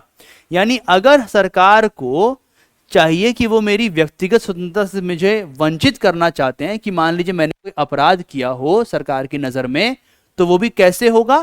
कानून द्वारा स्थापित प्रक्रिया से ही होगा। जैसे मतलब सबसे पहला मैंने कोई अपराध किया हो, उसके बाद प्रॉपर जांच हो, सुनवाई हो, ठीक है, सुनवाई भी निष्पक्ष हो, सुनवाई स्वतंत्र हो, मुझे भी मौका मिले, मेरा सम्मान हो, अधिकारों का हनन ना हो, आदि माध्यमों से किसी के ऊपर कोई भी सुनवाई होती है। लेकिन अब एक सवाल है यहां पे, अब देखिए सवाल कहां फंसा है। यहां पे लिखा हुआ है कानून, है ना, यहां पे लिखा हुआ है कानून, यहां पे लिखा हुआ है कानून, यहां पे लिखा हुआ है कानून, ठीक। दूसरे शब्दों में सब जगह विधि का प्रयोग हो रहा है। अब एक सवाल बनता है यहां पर कि आखिर इस कानून या विधि का अर्थ क्या है? क्या हम कह रहे हैं कि जो कानून कोई तानाशाह बनाता है उसका पालन कीजिए? क्या ऐसी कोई बात हो रही है? क्या यहां पर कहा जा रहा है कि मान लीजिए किसी निरंकुश ताकत ने कानून बनाया हो, उसका पालन होना चाहिए? क्या यहां पर कहा जा रहा है कि हिटलर ने जो कानून बनाया उसका पालन होना चाहिए? क्या हम इस प्रकार के कानून के पालन की बात कर रहे हैं? क्या एनसीईआरटी हमें यह बता रही है? तो उत्तर मिलता है कि नहीं, एनसीईआरटी हमें ये नहीं बता रही है, बल्कि एनसीईआरटी कह रही है कि आपको फोकस करना है उस विचार पे जिसे बोला जाता है कानून का शासन, या जिसे कहा जाता है विधि का शासन। अब देखिए, बड़े कमाल के एक चिंतक थे, उनका नाम था ए वी डायसी, और एवी डायसी ने इस विचार को नए सिरे से प्रस्तुत किया था। आपके एनसीईआरटी लेवल के लिए इसमें 3 बातें प्रमुख आपको याद रखनी है। सबसे पहला, इसका मतलब होता है विधि की सर्वोच्चता, मतलब कानून सर्वोच्च है। ठीक है, ये पहली बात हुई, कानून सर्वोच्च है, कानून से ऊपर कोई नहीं। फिर क्या राजा, क्या सामंत, क्या अमीर, क्या गरीब, क्या बहुसंख्यक, क्या अल्पसंख्यक, क्या पुरुष, क्या महिलाएं, इससे फर्क नहीं पड़ता, सबसे ऊपर है कानून। दूसरा है इसका मतलब कानून के समक्ष समता। मतलब क्या हुआ? कानून सामने सब बराबर हैं, यानी कानून भेदभाव नहीं करता, कानून सबको एक बराबर मानता है। और तीसरा जो विचार है जो मैंने अभी तक आपसे साझा नहीं किया है वो एक दार्शनिक विचार है, उसके पीछे बहुत बड़ा दर्शन या फिलॉसफी है। तो उसको मैं पहले लिख देता हूं, फिर मैं सरल भाषा में आपको समझा दूंगा कि कानून के शासन का मतलब क्या हुआ। देखिए इसमें लिखा है मुख्य तौर पर कि हम जब कभी भी व्यक्ति की स्वतंत्रताओं की बात करते हैं, ठीक है, तो जब व्यक्ति की स्वतंत्रता की बात होती है तो उसका आधार क्या होता है ना। जैसे मान लीजिए कि हम बोल रहे हैं कि हाँ व्यक्ति की स्वतंत्रता है, आपके अधिकार हैं, तो इसका आधार क्या है? तो इसे बोला जाता है कानूनी भावना की प्रबलता से व्यक्ति के अधिकारों का सुनिश्चित होना, व्यक्ति के अधिकारों या स्वतंत्रता का सुनिश्चित होना। देखिए इसका क्या मतलब है, इसका मतलब बड़ा दिलचस्प है। कल की कक्षा में आप लोगों ने जाना था कि कैसे एनसीईआरटी कह रही है कि यह सच बात है कि अगर हमें जानना हो कि अधिकार सफल होंगे या असफल होंगे, यह बहुत हद तक निर्भर करता है कि अधिकार जो एक नैतिक मांग है, जिन्हें समाज द्वारा स्वीकृति मिली है, जो सामाजिक भलाई के लिए जरूरी हैं, जो व्यक्ति के कल्याण के लिए जरूरी हैं, क्या इन नैतिक मांगों को कानूनी दर्जा मिल रहा है कि नहीं मिल रहा है। तो फिर वहां हमने देखा कि अगर कानूनी दर्जा मिलने पर किसी अधिकार की सफलता टिकी होती है तो क्यों ना अधिकारों को सीधा उन मांगों के रूप में प्रस्तुत किया जाए जिसे राज्य द्वारा कानूनी दर्जा मिल जाता है, जिनके पास विधि की मान्यता होती है, जिनको लेकर हम अदालत जा सकते हैं। तो वहां हमने पढ़ा था कि नहीं, ये उसका आधार नहीं बन सकता। मुख्य बात यह नहीं है कि कानून किस चीज को अधिकार के रूप में देख रहा है, मुख्य बात यह है कि यह अधिकार जिसे कानूनी मान्यता मिली हुई है उसका विचार कहां से आ रहा है।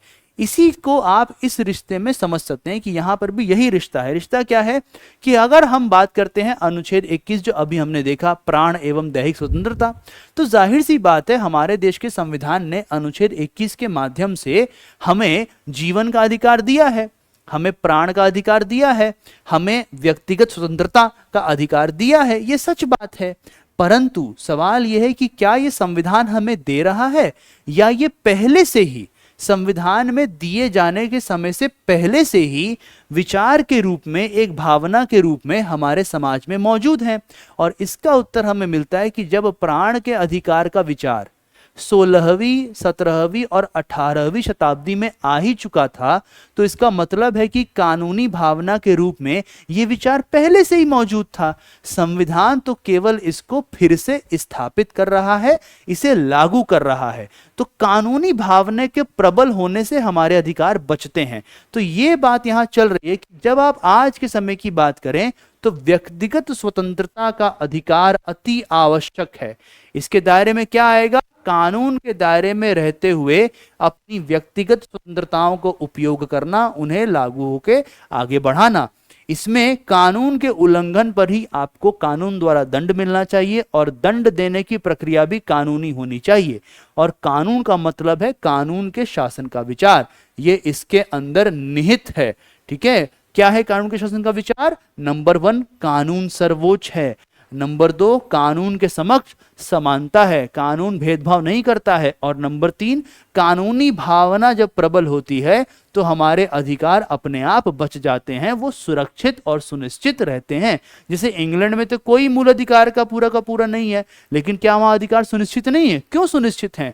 क्योंकि वहां कानूनी भावना प्रबल है, कानून का पालन करने की भावना प्रबल है, कानून मानने की भावना प्रबल है, इसीलिए अधिकार सुनिश्चित है। याद रखिएगा, इस विचार पे से यूपीएससी ने बहुत सारे सवाल आपसे पूछे हैं। प्रीवियस ईयर क्वेश्चन, विगत वर्षों में पूछे गए प्रश्न।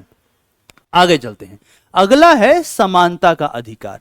देखिए समानता का अधिकार क्या होता है? समानता का अधिकार अपने आप में एक प्रकार से अनुपात के दृष्टिकोण से समानता लाने का प्रयास करता है। अब देखिए, समानता के अधिकार का कहीं से भी यह अर्थ नहीं होता कि हम पूर्ण समानता कर डालें। ठीक है, ये अव्यवहारिक है और वांछनीय भी नहीं है। मतलब हम यहां पर जब कभी भी समानता की बात करें तो हम पूर्ण समानता की बात नहीं कर रहे हैं। जैसे कि हो सकता है आप कुछ भी कर लीजिए, अगर प्रकृति को हमें समान ही बनाना था पूर्ण रूप से, तो हमारे यहां इतनी विविधताएं नहीं होती। अगर प्रकृति को हमें इस रूप में ही बनाना था कि हम एक दूसरे के बराबर हो जाएं, तो किसी का कद लंबा नहीं होता, किसी का कद छोटा नहीं होता।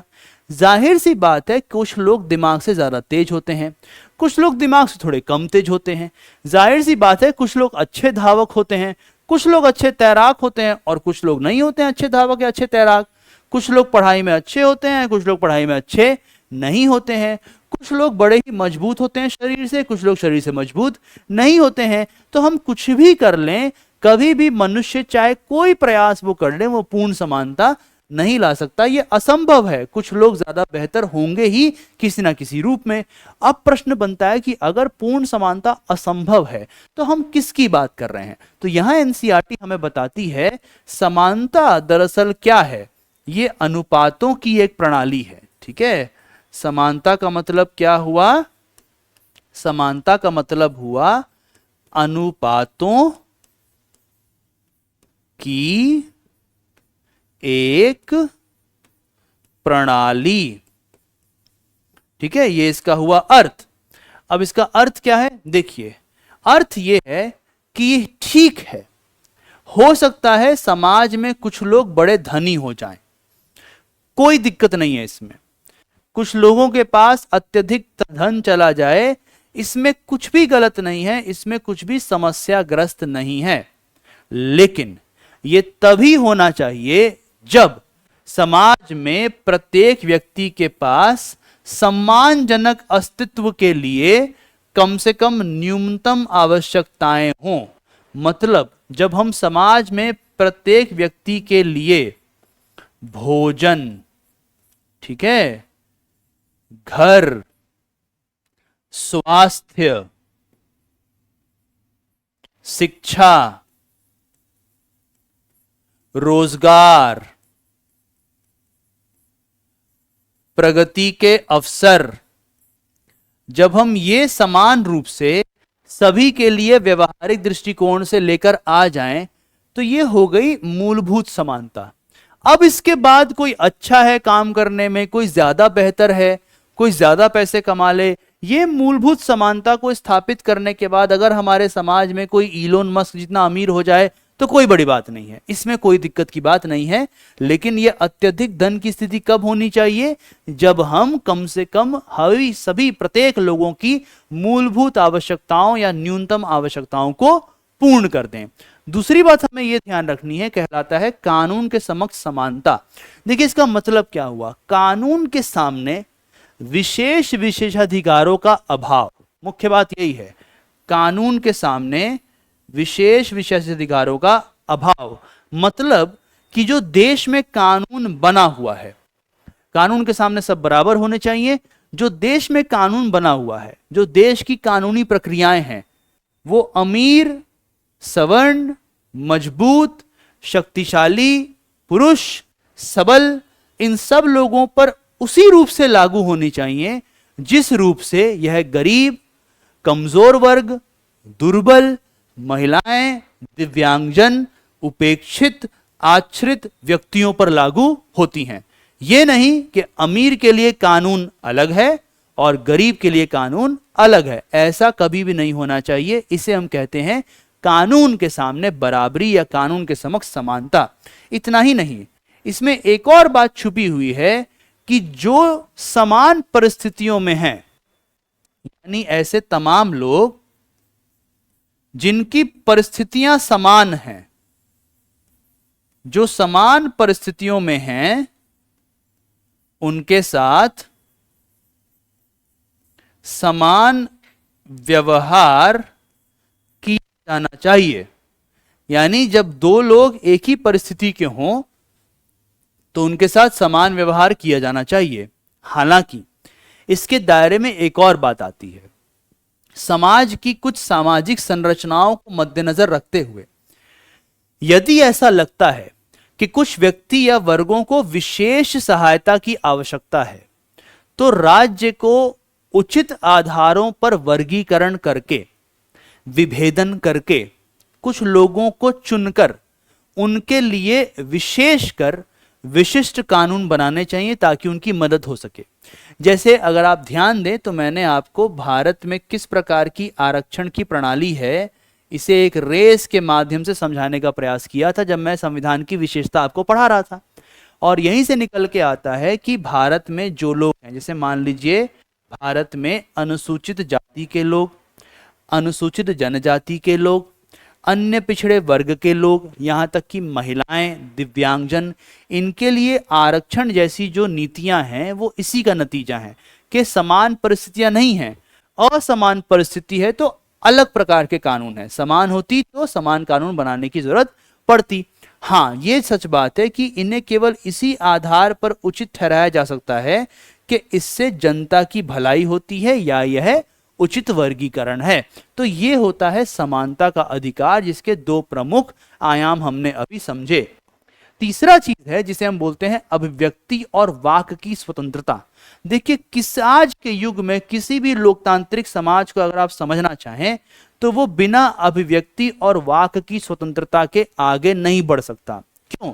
देखिए, अभिव्यक्ति और वाक की स्वतंत्रता क्या है? नंबर 1, लोग अपनी शिकायतों को व्यक्त कर पाते हैं, यानी जनता के मन में जितनी शिकायतें हैं इन शिकायतों को वो बाहर निकाल पाते हैं। दूसरा, ऐसे कई सारे मुद्दे जो राष्ट्रीय स्तर के मुद्दे हैं, सार्वजनिक सरोकार के मुद्दे हैं, इस पर जनता की राय संगठित हो पाती है। ये हो गया इसका दूसरा, जनता की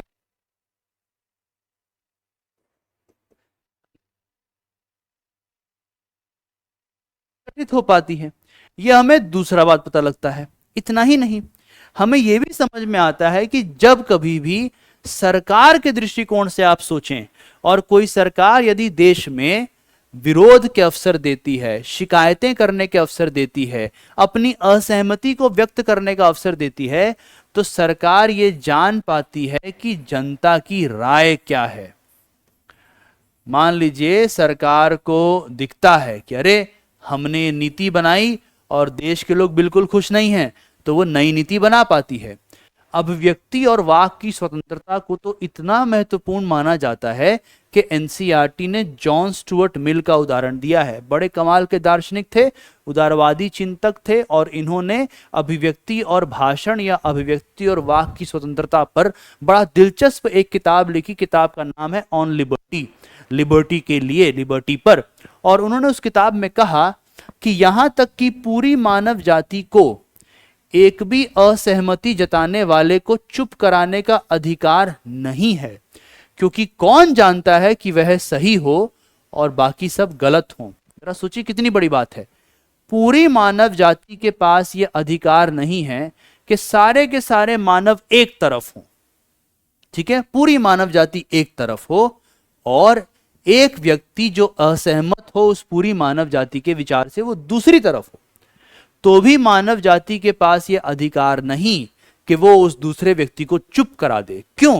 क्योंकि जॉन स्टुअर्ट मिल कहते हैं कि हो सकता है ये व्यक्ति सही हो और बाकी सब गलत हो, और इतिहास इस बात का साक्षी है कि ऐसा होता है। मसलन यहां पे देखिए एनसीईआरटी सुकरात का उदाहरण देती है। सुकरात बहुत पुराने ईसा पूर्व जमाने के चिंतक रहे हैं, और सुकरात के साथ एक किस्सा बड़ा फेमस है जो मेरे जीवन के बहुत बड़े सिद्धांतों में से एक है। तो हुआ क्या कि पुराने जमाने में मैसेडोनिया, ग्रीस में क्या होता है कि बाकायदा लोग जाते हैं इस भविष्यवाणी करने वाले ओरेकल के पास, जो देखता है, भविष्य बताता है। आप लोगों ने टीवी में देखा होगा कि एक पूरा का पूरा वो क्रिस्टल बॉल टाइप कुछ होता है, उस पर हाथ वाथ मरोड़ के वो भविष्य देख रहे हैं, या किसी चुड़ैल टाइप के पास, अक्सर चुड़ैल के रूप में उसको दिखाया जाता है, या कोई बड़ा ही भीमकाय दानव टाइप इंसान है और उसके पास एक आंख है, वगैरह वगैरह, कई तरह से इसको दिखाते हैं हम लोग। तो होता क्या है कि फिल्मों में ऐसे दर्शाया जाता है। हालांकि ओरेकल अपने आप में एक फिलॉसफी है, तो उस तरफ जिस प्रकार से गलत तरीके से दिखाते हैं उसमें हमें जाने की जरूरत नहीं है। तो प्राचीन समय में क्या हुआ, लोग गए और लोगों ने पूछा कि बताइए सबसे बुद्धिमान आदमी कौन है। तो ओरेकल ने जवाब दिया कि सबसे बुद्धिमान इंसान सुकरात है। तो ये सभी लोग क्या किए, सुकरात के पास चले गए, और जाहिर सी बात है, हम मनुष्यों की प्रवृत्ति होती है, उसके पास ऐसा क्या है जो मुझ में नहीं। तो ये लोग सुकरात के पास गए और उन्होंने सुकरात के पास जाके बोला कि सुकरात, बताओ कि तुम ऐसा क्या जानते हो, तुम ऐसा क्या जानते हो कि तुम्हें ओरेकल ने कहा है कि तुम सबसे ज्यादा बुद्धिमान व्यक्ति हो, सबसे ज्यादा इंटेलिजेंट व्यक्ति हो। तो सुकरात ने एक जवाब दिया जो आई थिंक, मेरे ख्याल से आप सभी को अपने जीवन में बेहतर जीवन जीने के लिए प्रेरित करेगा और एक आपको मोटिवेशन देगा कि पढ़ाई कैसे करनी चाहिए। और देखिए एनसीईआरटी है, ये सिर्फ एनसीईआरटी हमें इतना कुछ ज्ञान दे रही है। तो सुकरात ने जवाब दिया कि देखिए, मैं केवल इतना जानता हूं कि मैं क्या नहीं जानता हूं। मतलब मुझे सिर्फ ये पता है कि मुझे क्या क्या नहीं पता है। इसका मतलब क्या हुआ कि मुझे बहुत कुछ जानना रहता है। और ऐसे व्यक्ति को वहां के समय पे सरकार ने मृत्यु दंड दिया था। और सुकरात सही थे, सुकरात जो बात कह रहे थे वो गलत नहीं थी, लेकिन सुकरात को मृत्यु दंड दिया गया। उन्हें विष का प्याला से विष पीना था, विषपान करना था। और आप सब जानते हैं कि अगर आपको नहीं पता तो आप जान लीजिए कि उनके छात्रों ने सुकरात को भगाने का इंतजाम कर दिया था। उसके बावजूद सुकरात ने कहा कि नहीं, मेरी सरकार ने मुझे ये काम करने के लिए कहा है, तो मैं इस विष का प्याले से विष को पीऊंगा, मैं भागूंगा नहीं। अब अलग बात है कि हम इसे माने कि ना माने। दूसरा उदाहरण हमें मिलता है ईसा मसीह का।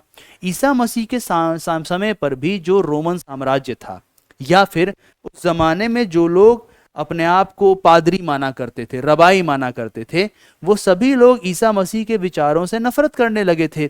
रबाई लोगों का मानना था कि आखिर ईसा मसीह इस तरह की बातें क्यों कर रहे हैं। और आप सभी इस बात को सुन के आश्चर्यचकित होंगे कि ईसा मसीह एक यहूदी परिवार में पैदा हुए थे और वो यहूदी धर्म को और बेहतर करना चाह रहे थे, और समय के साथ उन्होंने अपना एक नया धर्म बना दिया।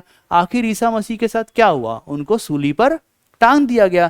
इसी प्रकार एक व्यक्ति हैं गैलीलियो। गैलीलियो के टेलीस्कोप के बारे में तो चर्चाएं काफी ज्यादा चलती हैं। तो गैलीलियो ऐसे व्यक्ति थे जो एक प्रकार से खगोलीय पिंड जो हैं, जो हमारे ग्रह हैं, चंद्रमा है, सूर्य है, क्या पृथ्वी सूर्य का चक्कर लगाती है या सूर्य पृथ्वी का चक्कर लगाता है, वैज्ञानिक दृष्टिकोण से क्या स्थापित और सिद्ध हो रहा है, इन सभी प्रश्नों के ऊपर गैलीलियो जो है अपने विचार रख रहे थे और सिद्ध कर रहे थे टेलीस्कोप के माध्यम से कि देखिए, हम जो अभी तक सोचते आए हैं कि पृथ्वी ब्रह्मांड का केंद्र है, ये गलत है। पृथ्वी ब्रह्मांड का केंद्र नहीं है, बल्कि हमारे सौरमंडल में सूर्य केंद्र में है। और सूर्य भी आगे चलकर पता लगता है कि मिल्की वे, हमारी आकाशगंगा के केंद्र का चक्कर लगा रहा है। लेकिन गैलीलियो के साथ भी क्या हुआ, उनको भी मार दिया गया। और हमें यह पता लगता है कि ये तीन ऐसे बड़े उदाहरण हैं जिन उदाहरणों ने साबित कर दिया कि कभी कभी क्या होता है कि पूरी की पूरी मानव जाति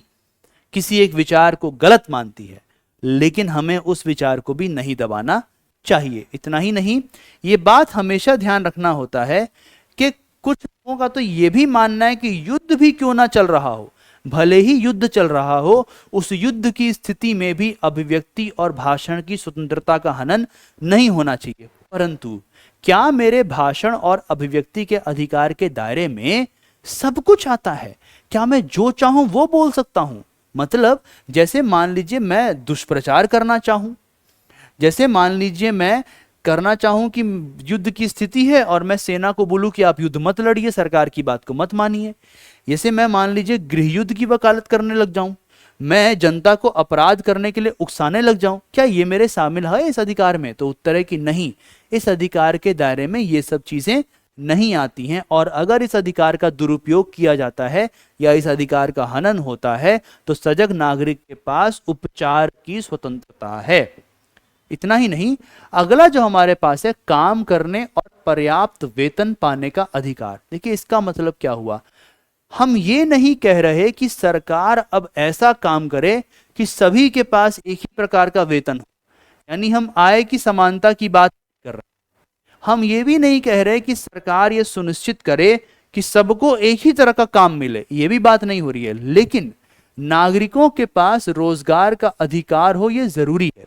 सरकार को यह जरूर सुनिश्चित करना चाहिए कि उपयुक्त काम नागरिकों के पास उपलब्ध हो और उन्हें कम से कम इतनी आय जरूर मिले कि वो अपना और अपने ऊपर आश्रितों का भरण पोषण कर सकें, जिसे हम आम तौर पर अगर संवैधानिक भाषा की बात करें, इसे ही कहा जाता है निर्वाह मजदूरी या फिर लिविंग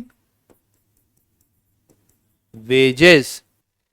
मतलब कम से कम इतनी कमाई तो हो कि अपना भी पेट पाल सकें और अपने परिवार या अपने ऊपर आश्रित लोगों का भी पेट पाल सकें।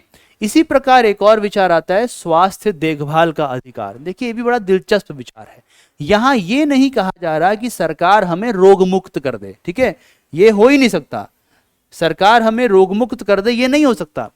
अगर कोई व्यक्ति अपने आचरण के कारण बीमार है तो सरकार उसको भी ठीक नहीं कर सकती। लेकिन अगर कोई व्यक्ति स्वस्थ रहना चाहता है, सुखी रहना चाहता है, तो ऐसी परिस्थितियों में सरकार से यह अपेक्षा है कि वो ऐसा वातावरण बनाए, ऐसे चीजों का निर्माण करे, ऐसी बिल्डिंग्स बनाए कि व्यक्ति एक बेहतर स्वास्थ्य प्राप्त कर पाए। इसमें यह सब जरूर आ जाएगा कि हवा साफ हो, पानी साफ हो और कम से कम उचित दरों पर हर किसी को इलाज मिले। ये सब स्वास्थ्य के अधिकार के दायरे में आता है। इसी प्रकार एक है शिक्षा का अधिकार। इसके बारे में तो हमने सबसे पहली कक्षा जो हमारे अधिकारों पर हुई थी उसमें चर्चा भी की है। ये तो हमें साफ बताता है कि प्रत्येक व्यक्ति को शिक्षा प्राप्त करने का अधिकार जरूर होना चाहिए, क्योंकि शिक्षा मानव विकास के लिए बहुत महत्वपूर्ण है। ये बात नहीं हो रही है कि सबको समान रूप से एक ही प्रकार की डिग्री मिले। जो इंजीनियर बनने के लायक है वही ना इंजीनियर बनेगा, जो डॉक्टर बनने के लायक है वही डॉक्टर बनेगा, जो एक मान लीजिए पढ़ाने के लायक है, जो अच्छा टीचर बनने के लायक है तो वही टीचर बनेगा। लेकिन हाँ, कम से कम न्यूनतम स्तर पर इतना तो समानता होना चाहिए कि सबके पास शिक्षा प्राप्त करने का अवसर उपलब्ध हो। उसके बाद हमारी मेहनत और हमारे तर्क बुद्धि से जो अंतर आए, उन अंतरों को समाज के लिए हानिकारक नहीं माना जाता है, ये इसके दायरे में है। तो योग्यताएं भिन्न हो सकती हैं, लेकिन निश्चित न्यूनतम शिक्षा जरूर मिलनी चाहिए। इसी प्रकार राज्य के मामलों में भाग लेने का अधिकार, मतदान का अधिकार, चुनाव लड़ने और बनाने का अधिकार, आराम और अवकाश के पर्याप्त घंटे पाने का अधिकार कि आप आराम कर सकें। दरअसल इस प्रकार के अधिकार इसीलिए जरूरी होते हैं कि एक राजनीतिक समुदाय उत्पन्न हो सके। यदि हम चाहते हैं कि एक वास्तविक राजनीतिक समुदाय बने जहां पे लोग शासन में उनकी भागीदारी को सुनिश्चित कर पाते हैं, जहां पर लोग निर्णय निर्माण की प्रक्रियाओं में भागीदारी कर पाते हैं, इसके लिए इस अधिकार का होना अति आवश्यक है। ये बात यहां पर बताई जा रही है और ये हमें एक सक्रिय नागरिक बनाता है। जैसे मान लीजिए मतदान में अगर ज्यादा मतदान होता है तो इसे अच्छा माना जाता है कि देखो लोग बढ़ चढ़कर आगे आकर मतदान कर रहे हैं।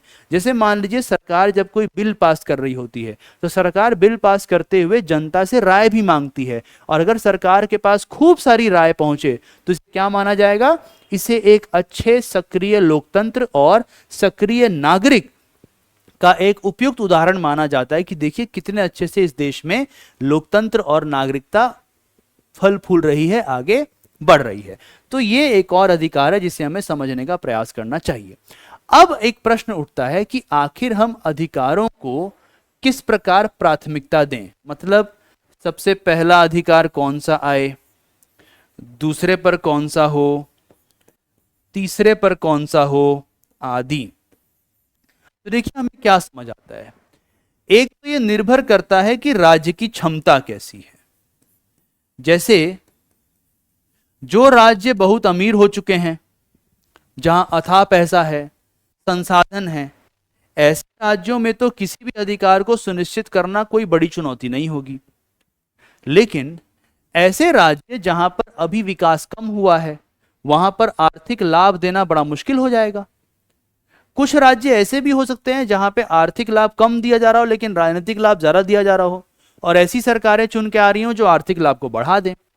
वहीं कुछ राज्य ऐसे हो सकते हैं जिनका मानना हो कि राजनीतिक अधिकार बेकार की बातें हैं, पहले समानता लाए। जैसे कि कम्युनिस्ट राज्यों में अक्सर देखा गया है कि वो आर्थिक समानता, सामाजिक समानता पर ज्यादा जोर देते हैं और राजनीतिक अधिकारों पर कम जोर देते हैं। वहीं जो हमारे उदारवादी राज्य होते हैं वहां देखा गया है, जैसे अमेरिका हो गया, इंग्लैंड हो गया, वहां पे राजनीतिक अधिकारों पर ज्यादा जोर होता है और आर्थिक और सामाजिक अधिकारों पर कम जोर होता है।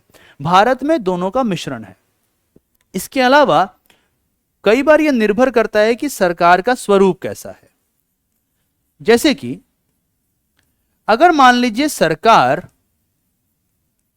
लोकतंत्र में विश्वास करती है, तो ऐसी सरकारें राजनीतिक अधिकारों को प्राथमिकता देंगी। और अगर मान लीजिए सरकार लोकतंत्र में विश्वास नहीं करती है, व्यक्तियों के अधिकारों में विश्वास नहीं करती है, तो ऐसी सरकारें जाहिर सी बात है इस प्रकार के अधिकार नहीं देना चाहेंगी और वो केवल आर्थिक अधिकारों तक ही उनके जीवन को सीमित रखेंगी। अगर सरकार विविधता, सरकार बहुलता, सरकार अलग अलग प्रकार के इंद्रधनुषीय समाज के पक्षधर हैं, तो वो सांस्कृतिक अधिकारों पर जोर देंगे। ये नहीं कि वो केवल एक ही प्रकार के समाज का निर्माण कर डालें, जैसे कि सऊदी अरब, पाकिस्तान, मिडिल ईस्ट, यहां तक कि श्रीलंका और बांग्लादेश में देखा गया। तो हमें ये दिखता है कि ये एक तरफ राज्य की क्षमता, किस प्रकार का विकास हुआ है, इस पर भी निर्भर करता है, वहीं दूसरी तरफ ये सरकार के स्वरूप पर भी निर्भर करता है। हालांकि पॉलिटी और एनसीईआरटी में एक बात लिखी गई है कि मुख्य बात है सरकार की भावना क्या है। कई बार देखा गया है कि क्षमता कम हो लेकिन सरकारें आर्थिक अधिकार दे रही हैं। कई बार देखा गया है कि ऐसे समाज जहां पे आम तौर पे एक बहुसंख्यकवादी चरित्र था, अचानक वहां से सरकार बदलती है और वो बहुलता को लेकर आ जाती है। तो ये निर्भर करता है कि सरकार की भावना कैसी है। अब मैं आपके साथ एक और मुद्दा साझा करना चाहता हूं, जिसे हम बोलते हैं अवज्ञा का अधिकार, और यह एक विशेष मामला है। ठीक है, अवज्ञा का अधिकार। देखिए, अगर आप इसे समझना चाहें तो यह विचार बड़ा ही प्रबल है। यह विचार इसलिए प्रबल है कि यह समझाता है कि आखिर आप किस प्रकार का समाज बनाना चाहते हैं। तो आइए देखिए, यहां से हम पढ़ते हैं ताकि ये बात आपको समझ में आ जाए। जब तक कोई राज्य अपनी जनता को सुखी रख पाने में समर्थ होता है, तब तक यह इतना महत्वपूर्ण नहीं होता कि उसकी जनता अधिकार पत्र के रूप में अधिकारों का या उनका उपभोग करती है अथवा नहीं। जब तक कोई राज्य अपनी जनता को समर्थ और सुखी बनाने में सफल रहता है। इतिहास में अनेक ऐसे उदाहरण उपलब्ध हैं जहां संविधान में निरूपित अधिकार पत्र के रूप में नागरिकों को अधिकार सुरक्षित कराए गए हैं, फिर भी व्यवहार में वे अनुपलब्ध ही रहे हैं। यह हो सकता है, एनसीईआरटी यहां में बताना चाह रही है कुछ बहुत दिलचस्प, यह हो सकता है कि संविधान में अधिकारों के उल्लेख से अधिकारों को अधिक मान्यता अवश्य प्राप्त होती है, लेकिन इससे उसकी उपलब्धि सुनिश्चित नहीं होती। देखिए, जब आप संविधान में अधिकार डाल देते हैं तो यह सत्य बात है कि इससे अधिकारों को एक विशेष दर्जा मिल जाता है, लेकिन क्या इसका मतलब यह हुआ कि अधिकारों को पालन भी किया जा रहा है, अधिकारों को सुनिश्चित किया जा रहा है? यह प्रश्न मुश्किल है इसका उत्तर देना। ऐसा जरूरी नहीं कि हो ही जाए कि मान लीजिए हमारे संविधान में मूल अधिकार है तो हम सबको मिल ही जाएंगे। नहीं, हो सकता है कि यहाँ पे कुछ दिक्कतें आए। वही बात एनसीईआरटी हमें बता रही है। हिटलर जो जर्मनी के तानाशाह बने और मुसोलिनी जो इटली के तानाशाह बने, अपने अपने देशों में तानाशाह के रूप में प्रकट हुए। यद्यपि इन देशों के संविधान अत्यधिक लोकतांत्रिक थे। ध्यान रखिएगा, लोकतंत्र में भी तानाशाह ऐसे ही आ जाते हैं, चुनाव से आ जाएंगे। अचानक से क्या हुआ, सत्ता में परिवर्तन हुआ, लोगों ने हिटलर को चुनना शुरू किया, मुसोलिनी अपना चुनाव जीते, और तमाम बड़े तरह के अधिकार होने के बावजूद एनसीईआरटी हमें बता रही है कि संविधान के अत्यधिक लोकतांत्रिक होने के बावजूद हिटलर और मुसोलिनी अपने अपने देश में तानाशाह के रूप में विकसित हो गए। इन अधिकारों की वास्तविक प्राप्ति के लिए प्रबुद्ध जनमत और शिक्षित जनता का होना एक पूर्व शर्त है। यानी एनसीईआरटी ये हमें साफ कह रही है। यहीं से आपका एक सवाल बन सकता है। सवाल ये बन सकता है कि अधिकारों के सुनिश्चित होने के लिए पूर्व शर्त है। नंबर 1, अधिकारों का नैतिक मांग के रूप में स्थापित होना। नंबर 2, संविधान में इनका अधिकारों के मुखपत्र के रूप में शामिल होना। तीसरा, प्रबुद्ध जनता का होना, और चौथा, शिक्षित जनता का होना। तो नीचे के 2 ऑप्शन प्राथमिक बन जाएंगे। जब तक जनमत प्रबुद्ध नहीं है, जब तक जनता शिक्षित नहीं है, तब तक आप अपने अधिकारों को सुरक्षित नहीं रख सकते, उन्हें सुनिश्चित नहीं कर सकते। अब प्रश्न उठता है राजनीतिक आज्ञाकारिता का। क्या लोगों को एक अवैधानिक सत्ता के प्रति आज्ञाकारी होना चाहिए? वास्तव में स्वेच्छाकारी एवं तानाशाही शासन के विरोध में प्रतिकार करने का अथवा ऐसी सत्ता का प्रतिरोध या अवज्ञा करने का अधिकार सबसे अधिक मौलिक और अंतर्निहित अधिकार है। यानी कि अच्छी से अच्छी सरकारें भी व्यक्तियों को इस अधिकार से वंचित नहीं कर सकती। ये बात हमें बता रहे हैं एनसीईआरटी। देखिए है क्या, संविधान क्या करता है? संविधान किसी भी देश का, ये साफ हमें पता लगता है कि वो अधिकारों को शक्ति और वैधता प्रदान कर सकता है, लेकिन उनकी प्राप्ति को सुनिश्चित नहीं कर सकता है ना। वही हिटलर और मुसोलिनी के उदाहरण से हमने जाना। और प्राप्ति के लिए क्या जरूरी है? पूर्व शर्त के रूप में नंबर 1 एक प्रबुद्ध जनमत और दूसरा शिक्षित लोग। एक प्रबुद्ध जनमत हमेशा अपने अधिकारों के लिए सजग रहेगा, हमेशा अपने अधिकारों को लेकर सचेत रहेगा। एक प्रबुद्ध जनमत कभी भी अपने अधिकारों को ऐसे ही उनकी एक प्रकार से होता ना भेंट चढ़ा देना, ऐसे ही उनकी अवहेलना नहीं होने देगा।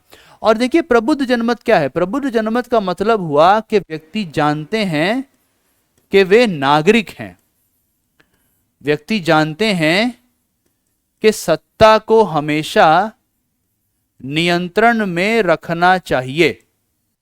शिक्षित लोग कौन होते हैं? जो पढ़े लिखे होते हैं, जिनको पता होता है कि देश में अधिकार क्या है, हमारे अधिकार क्या हैं, सरकार सही कर रही है कि गलत कर रही है, सरकार किस लिए है। यदि सरकार जन कल्याणकारी गतिविधियां कर रही है तो ये सरकार का दायित्व है, ये सरकार का कर्तव्य है। यहाँ पे सरकार कोई एहसान नहीं कर रही है आप पे, ये शिक्षित लोग जानते हैं। तो इसीलिए अधिकारों की सच्ची प्राप्ति के लिए के रूप में प्रबुद्ध जनमत और शिक्षित लोगों का होना आवश्यक है। हालांकि यहां पर राजनीतिक दायित्व का प्रश्न आता है। और देखिए एनसीईआरटी हमें बता रही है कि यदि सत्ता तानाशाही हो जाए, यदि सत्ता निरंकुश हो जाए, यदि सत्ता अत्याचारी हो जाए, यदि ये लोग सत्ता में जो बैठे हैं वो स्वेच्छाचारी अपना व्यवहार करने लग जाएं, मनमाना व्यवहार करने लग जाएं, यानी कि वो अपने आप को कानून से भी ऊपर समझने लग जाएं, ऐसी परिस्थिति में लोगों का सबसे मौलिक और अंतर्निहित अधिकार है कि वे इनका अवज्ञा करें। गैर कानूनी सत्ता की अवज्ञा करना जनता का अधिकार होता है और इसे छीना नहीं जा सकता। यह किसी भी देश की जनता के पास सबसे अंतिम उपाय है कि वो अपनी सरकार को सीमित बना पाए, वो अपनी सरकार को जिम्मेदार बना पाए, सरकार को जवाबदेह बना पाए और अपने अधिकारों को सुरक्षित रख पाए, सीमित संवैधानिक सरकार को वापस स्थापित कर पाए। याद रखिएगा कि एनसीईआरटी हमें बता रही है कि किसी राज्य का कल्याण अंततः समाज और उसके सदस्यों के कल्याण पर आधारित होता है। ये दोनों हित, समाज का हित और राज्य का हित, अविभाज्य रूप से जुड़ा हुआ है। देखिए इसका मतलब क्या है, हिटलर के ही उदाहरण से समझते हैं। फासीवाद के अपने उस चरण में हिटलर जर्मनी में आते हैं, पहले चुनाव जीतते हैं, फिर अपने आप को तानाशाह बना लेते हैं और लगभग 10 से 12 साल तक एकदम उन्होंने तांडव मचाया, सीधी सी बात है। लेकिन इससे हुआ क्या? जनता में आक्रोश भी था। अंत में हिटलर की अपनी जिद ने, उनकी उस तानाशाही जिद ने द्वितीय विश्व युद्ध में जर्मनी को फिर से धकेल दिया। ऐसे ही मुसोलिनी थे, एकदम अपना चढ़ते गए और युद्ध में लेकर देश को चले गए। तो देश का युद्ध में चले जाना अच्छा माना जाता है? बिल्कुल नहीं माना जाएगा। देश में विभाजन कर दिया, यहूदी और गैर यहूदियों को बांट दिया। एक प्रकार से देश में इतना बड़ा विभाजन करना क्या कभी अच्छा होता है समुदायों के बीच में? तो नहीं होता है। इसीलिए कहा जा रहा है कि जो समाज का कल्याण है और जो राज्य का कल्याण है, जब आप इस तरह से विभेदन करेंगे तो अंदर देश में तनाव होगा, गृह युद्ध की स्थिति कई बार बन जाती है, जैसे अफ्रीका के देशों में देखा जाता है। जब आप किसी के भी अधिकारों का भेदभाव के आधार पर उल्लंघन करेंगे तो वो नैतिकता के अगेंस्ट होता है, उसके खिलाफ होता है। यही बात यहाँ बताई जा रही है कि अगर आपको राज्य को बचाना है, देश को बचाना है, तो दोनों को अपने साथ जोड़कर चलना है। और यहाँ पे एनसीईआरटी क्या करती है, बोलती है कि देखिए राज्य का प्रमुख कर्तव्य क्या है। हम क्यों राज्य की बात को मानते हैं? हम इसलिए राज्य की बात को मानते हैं क्योंकि राज्य हमारे लिए बेहतर जीवन के पूरे के पूरे आधार तैयार करता है।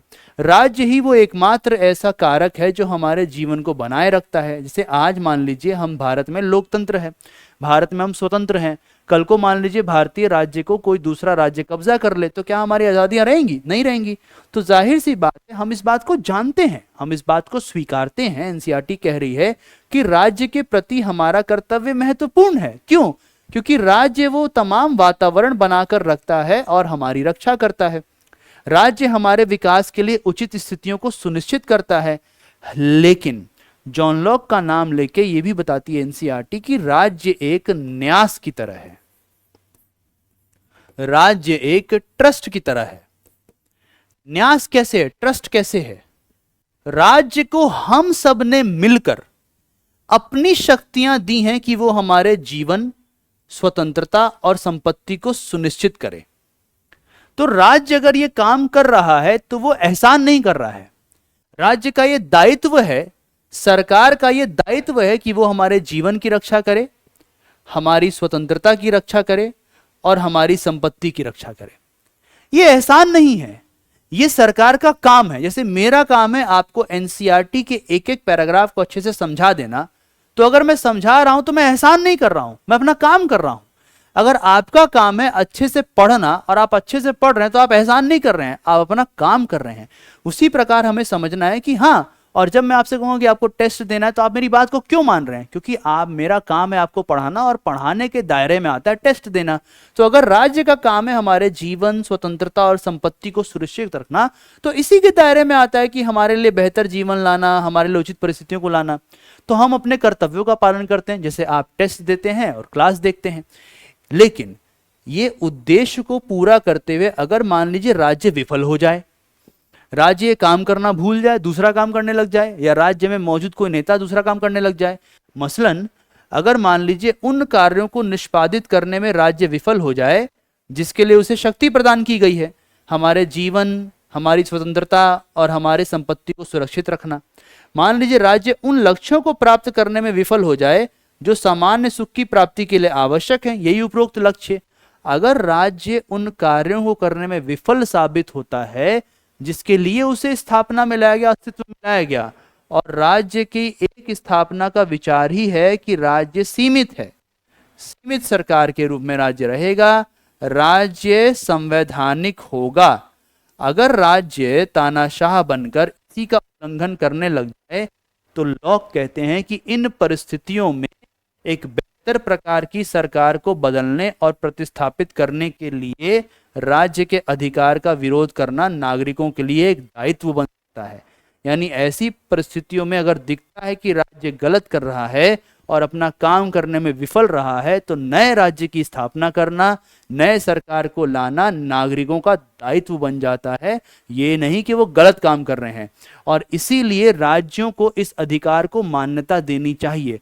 और यहाँ तक कि जर्मनी के संविधान में तो ये लिखा भी हुआ है कि लोग सरकार बदल सकते हैं, विद्रोह कर सकते हैं। हालांकि इसका ये मतलब नहीं कि एक समुदाय को लग रहा है कि मेरे बारे में काम नहीं हो रहा तो वो जाके विद्रोह करने लग जाए, नहीं, बड़े स्तर पर। और हम लोग बहुत ही किस्मत वाले हैं कि भारत में ऐसा कुछ नहीं। भारत का राज्य बेहद संवैधानिक है, बेहद लोकतांत्रिक है और हमेशा संविधान सम्मत तरीके से काम करता है। इसीलिए क्यों भारत का राज्य ऐसा है? क्योंकि भारत का राज्य इस विचार को समझता है। हमारे संविधान निर्माता इस विचार को समझते थे और उन्होंने हमेशा ये सुनिश्चित किया कि राज्य कोई भी गलत काम ना करे। लेकिन अभी श्रीलंका में क्या हुआ? वहां तो तुरंत लोग सरकार के विरोध में आ गए। बांग्लादेश में ऐसे ही आ गए थे। क्यों बांग्लादेश बना? क्योंकि पहले जो ये पाकिस्तान था वो राज्य ठीक काम नहीं कर रहा था, वो बंगाली पाकिस्तानियों को अधिकार नहीं दे रहा था। और इसी प्रकार आप देखते हैं कि अभी हाल फिलहाल में इधर जो पाकिस्तान है वहां भी सड़क पर निरंतर प्रदर्शन हो रहे हैं।